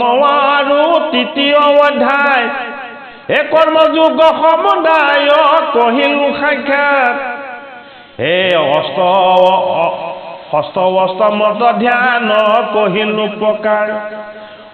সংখ্য জ্ঞান মত খানি কহো পুনৰবাৰ ত্ৰয়োদশ অধ্যায় ভাগত বেছি কথাখিনি দ্বিতীয় অধ্যায় সাংখ্যযোগৰ কথাখিনি ক'বলৈ হৈছে গীতা সাংখ্যযোগটো দ্বিতীয় অধ্যায় কিন্তু গোটেই 18টা যুগতে এই কথাখিনি আছে কোনো এটা যুগতে সাংখ্য যুগৰ কথাখিনি নথকাকে নাই সাংখ্য যুগ মানে হ'ল আত্মজ্ঞান আত্মজ্ঞান নথাকিলে গীতা কেতিয়াও কোনো এটা অধ্যায় নেবাঢ়ে হে ৰাম পৰে দুখ পালে দুখ মানে আপোনাৰ সেই জনমুক্ত হৈ জানিবা সাক্ষাৎ আৰু সংসাৰত প্ৰাণী যতে কোৱাছয় প্ৰলয় কালত প্ৰকৃতিৰ হৈ লয় সৃষ্টিকালে প্ৰকৃতিত হৈ বিস্তৰ এইখানে জানি ব্ৰহ্ম ভাৱ লভেনৰ ব্ৰহ্ম ভাৱটো কেনেকে হ'ব যে সমস্ত প্ৰকৃতিত ময়ে আছো ঈশ্বৰ মই কি মই পৰম ব্ৰহ্ম আৰু এই প্ৰকৃতি আৰু জীৱবিলাক কি এইবিলাক ক্ষুদ্ৰ ব্ৰহ্ম এইবিলাকৰ মোৰ মাজত অন্তৰ বা পাৰ্থক্য নাই কিন্তু তোমাৰ অজ্ঞানৰ দ্বাৰা তুমি কি দেখা পাৰ্থক্য দেখা যদি বোলা ধৰ্ম কৰে গুণ অনুক্ৰম বিষয়ত থাকি কি মতে হৈবে সম কৈছে যে আমিতো বিষয় মানে কি আমি সংসাৰী আমাৰ সংসাৰ দেশ এইবিলাক থাকিবই আমি কেনেকৈ ইমান ঈশ্বৰ পৰায়ণ যে অৰ্জুনক সেই উপায়টো তাই অধ্যায়ত দিব প্ৰকৃতিৰ কাৰ্য জানি বাহাতি নিগুণ অবিষয়ত প্ৰবতয় ইন্দিলৈ আপোন হে আত্মাক কৰ্তা বুলি জানে যিটো নৰ সেই শেষ বাটে সম হুৱে মুখ্য পৰ আমাৰ ইন্দ্ৰিয়বিলাক হ'ল কৰ্তা আত্মা কি আত্মা অকৰ্তা তেওঁ কথাটো বুজিবলৈ টান হৈ পৰিলে নপৰিলো ইন্দ্ৰিয়বিলাক কৰ্তা আত্মা অকৰ্তা কিন্তু ওলোটা ওপৰা হৈ পৰা নাই জানো মানে বাৰু ইন্দ্ৰিয়বিলাক কৰ্তা মানে ইহঁতি কৰ্ম কৰে আত্মা অকৰ্তা মানে আত্মাই কৰ্ম নকৰে আত্মাই কিয় কৰ্ম নকৰে আত্মাই ই কৰ্তা বস্তুকেইটাক স্বতন্ত্ৰ কৰি চলাইহে ৰাখে বস্তুখিনি ইমান জটিল আত্মা সেইটো কাৰণে কি হৈছে অকৰ্তা মানে আচলতে একো আচলতে অকৰ্তা অৰ্থত কাম নকৰা নহয় অকৰ্তা অৰ্থত যিটো বস্তু কেতিয়াও বন্ধনত নপৰে কৰ্মবন্ধনত কেতিয়াও নপৰে সেইটো হ'ল অকৰ্তা আত্মা আৰু আমাৰ তিনি গুণৰ অহংকাৰ এইবিলাক কি এইবিলাক হ'ল কৰ্তা ইহঁতি কি কৰে এইটো কৰ্মও কৰে আৰু লগতে বন্ধনতো পৰে কিয় বন্ধনত পৰে মই কৰিলো বুলি ভাবে আত্মজ্ঞানটো অকৰ্তা বোলে কি মই কৰা নাই তুমি কৰাইছা তোমাৰ কৃপাত যিদৰে জগত চলি আছে মোৰ গোটেইখিনি তোমাৰ কৃপাতে হৈ আছে এইটো অকৰ্তা হে ৰাম প্ৰকৃতিত আদি কৰি কাৰণ যতে এই ব্ৰহ্ম ভাৱ কৰিয়া সবাতে দেখে এই ব্ৰহ্ম ভাৱত কি হয় অকৰ্তা ভাৱটোত কি হৈ যায় গোটেই জগতখনকে এক ঈশ্বৰময় দেখা পোৱা যায় আপোনাত দেখে পানী যত চৰাচৰ এই সবাতে দেখয় আপোনাকো নিৰন্তৰ এই যেহন আকাশ দেখা সৰ্বতে আছয় হে পংকতে আকাশ আছে হে পংকে লিপ্ত নয় সেইমতে আত্মা দেহ আছে অৱস্থিত হে প্ৰভু কৰ্ম বন্ধে নপায়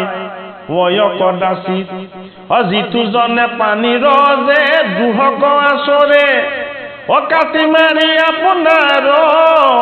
হে প্ৰাণ তৃপ্তি কৰে হে মৰিয়া নৰক ভুঞ্জে অসুৰ জন্ম পায় হে পাছে ব্যাঘ্ৰ সৰ্প হুইয়া হে ফুজে মাংস খায় আত্মা সাক্ষী ৰূপে অকৰ্তা যে স্বৰূপত হে যাহাৰ আকাশে হো যাহাৰ প্ৰকাশে হোৱে হে চৈতন্য জগত হে ৰামে যেহন আদিত প্ৰকাশ পায়ানৰ হে কৰ্মতে পৱতে জানা সেই পতন্তৰ জীৱৰ দেহাত প্ৰকাশ সেই ধান হে যাহাৰ প্ৰকাশে ইন্দ্ৰী হে প্ৰৱৰ্তয় প্ৰাণ হে জীৱ এৰিলাতো দেহে হে কিছু চেষ্টা নাই হে ভাজা পুত্ৰ হব বুলি হে তেখনে ৰয় হে ক্ষেত্ৰ গৰজে পঞ্চ যত হে পূৰ্বাপৰে তাক মই কহিলো সমস্ত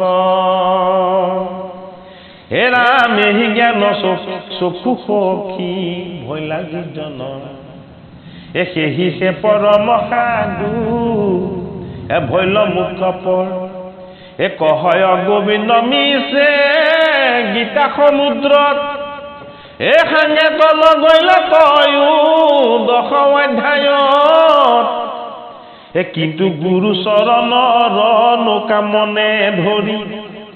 চৰণৰ কৃপা মাসে চাপিলো কাকৰি কৃষ্ণে আপোনাৰ মুখে কহিলত গীতা হেন জানি বিষয় দিও আন চিন্তা মনৰ সহায় মানে সবে পৰিহৰি বিলম্ব নকৰি ডাকি বোলা হৰি হৰি হৰি ৰাম দোহাই দিওঁ বাৰু হে ৰাম কৃষ্ণে আপোনাৰ মুখে কহিলন্ত গীতা হেন জানি বিষয় দিও আন চিন্তা গীতাটো এইটো কাৰণে অন্য গ্ৰন্থৰ লগত নিমিলে গীতা কৃষ্ণই নিমিলে কৃষ্ণই কথা ক'লে বেদ হয়নে গীত গালে গীতা ঈশ্বৰ তত্ত্ব ক'লে ভাগৱত মানে বাৰু জীৱন তত্ত্ব ক'লে মহাভাৰত ৰাম তত্ত্ব পৰমাত্মা তত্ত্ব ক'লে ৰামায়ণ সেইটো কাৰণে ঈশ্বৰ কৃষ্ণযুক্ত বাণীবিলাক অত্যন্ত মংগলময় এয়া হ'ল আত্মা পৰমাত্মাৰ পৰম তত্ত্ব কথা অৰ্জুনৰ দৰে এটা ক্ষুদ্ৰ জীৱকে আত্মাতত্ত্ব ঈশ্বৰ তত্ত্বৰ জ্ঞানখিনি লাগিব অৰ্জুন হ'ল জীৱ জীৱ এই দেহৰ বন্ধনত আহি বান্ধ খাই আছে ক্ষেত্ৰ এই ক্ষেত্ৰখনক চলাই থাকোঁতা হ'ল জীৱ ঈশ্বৰৰে অংশ ক্ষেত্ৰজ্ঞ ক্ষেত্ৰ আৰু ক্ষেত্ৰজ্ঞ বিষয়ে যি জানে সেইজন ক্ষেত্ৰজ্ঞবিদ মানে কি আত্মজ্ঞান আত্মদৰ্শী বিবেকী আৰু বিচাৰ বুদ্ধি সম্পন্ন সেইজন পণ্ডিত নহয় সেইজন কি এজন ভকত ভগৱান সেইটো মানে শাস্ত্ৰত পাণ্ডিত্যক বেছি প্ৰাধান্য দিয়া নাই জগতৰ জীৱৰ ঈশ্বৰৰ সেৱক আৰু ভকতকহে বেছি গুৰুত্ব দিছে গতিকে আমি যাতে সেৱক হ'ব পাৰোঁ সকলোৰে প্ৰতি সপ্ৰেম ভাৱ স্নেহ শ্ৰদ্ধা আৰু আদৰ আমি যদিহে অন্তৰত ৰাখিব পাৰিছোঁ তেতিয়াহে বাস্তৱিক ঈশ্বৰ সেৱা হৈছে প্ৰকৃত স্বৰূপত ঈশ্বৰ সেৱাহে যি ঈশ্বৰ সেৱাৰ যোগেদি আমি জগতক জীৱক আৰু মানৱক প্ৰকৃততে ভাল পাব পাৰিছোঁ ঘৰত থকা মানুহকেইটাৰ মাজতে যদি প্ৰেম প্ৰীতি নাই মিলা প্ৰীতি নাই কাজিয়া পেচাল লাগি থাকে আমিনো বাৰু মন্দিৰত গৈ নামঘৰত গৈ ধূপ চাকি জ্বলাই ঈশ্বৰ বিচাৰিলে ক'ত পাম আৰে ভকত ঘৰতে আছে ঘৰত থকা কেইজনে ভকত ভালকে ভাবিল ঈশ্বৰৰ নাম লৈ তেওঁলোকৰ লগত সন্তুষ্টিৰে থাকিব পৰাটো ঈশ্বৰ সেৱা হয়নে নহয় হা সেইটো কাৰণে আমাৰ ভক্তিৰ ধ্যান ধাৰণাখিনি কলিযুগত অলপ বেলেগ হৈছে মানুহে মঠ মছজিদ নামঘৰ এইবিলাকৰ ওপৰত বিশ্বাস ৰাখিছে তাতকৈ বেছি বিশ্বাস ৰাখিছে কি জগতৰ জীৱৰ আৰু প্ৰকৃতিৰ সেৱাটো যদি আমি বাস্তৱিকতেই মানৱ দৰদী হ'ব পৰা নাই তেওঁ আহিছে যদি মই চাই মুখে মাত এষাৰো নিদিওঁ ছাৰৰ অহংকাৰ নেকি মোক দেখোন দেখিলেও নামাতে ভাবিব নহয় নহয় নহয় এইটো কোৱা নাই আমি পঢ়া শুনা মানুহ তেনেকুৱা হ'ব লাগে নেকি হয়নে নহয় চিনাকিজনক দেখিলে হাঁহি এটা মাৰি নমস্কাৰ এটা দি হ'লেও মাত এষাৰ দিলে মনটো কিমান ভাল লাগে কেতিয়া থাকিব সেই ভাল ভাৱটো যেতিয়া মোৰ ভিতৰখন চাফা হৈ থাকিব ভিতৰখন পৰিষ্কাৰ পৰিচ্ছন্ন হৈ থাকিব শংকামুক্ত হৈ থাকিব হয়নে তেতিয়া চিনাকিজনক দেখিলে আঁতৰৰ পৰা হ'লেও ৰিংটো মাৰি মাত এষাৰ দিবলৈ মন যাব যদি ভিতৰখনেই একেবাৰে খুচি মুচি হেৰি হৈ আছে মানে বাৰু তুমি আনক দেখিলে কেনেকৈ মাত এষাৰ দিবা গীতা শাস্ত্ৰত বাস্তৱ ঈশ্বৰ জ্ঞানটোৰ কথা অৰ্জুনক দেখুৱালে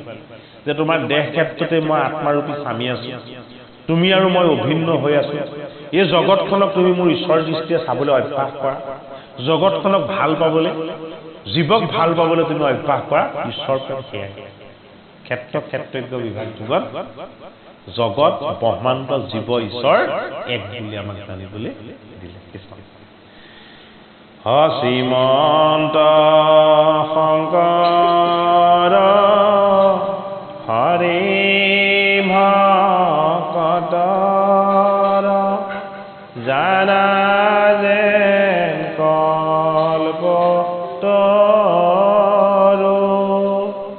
তাহান্ত বিনাই নাই নাই নাই আমাৰ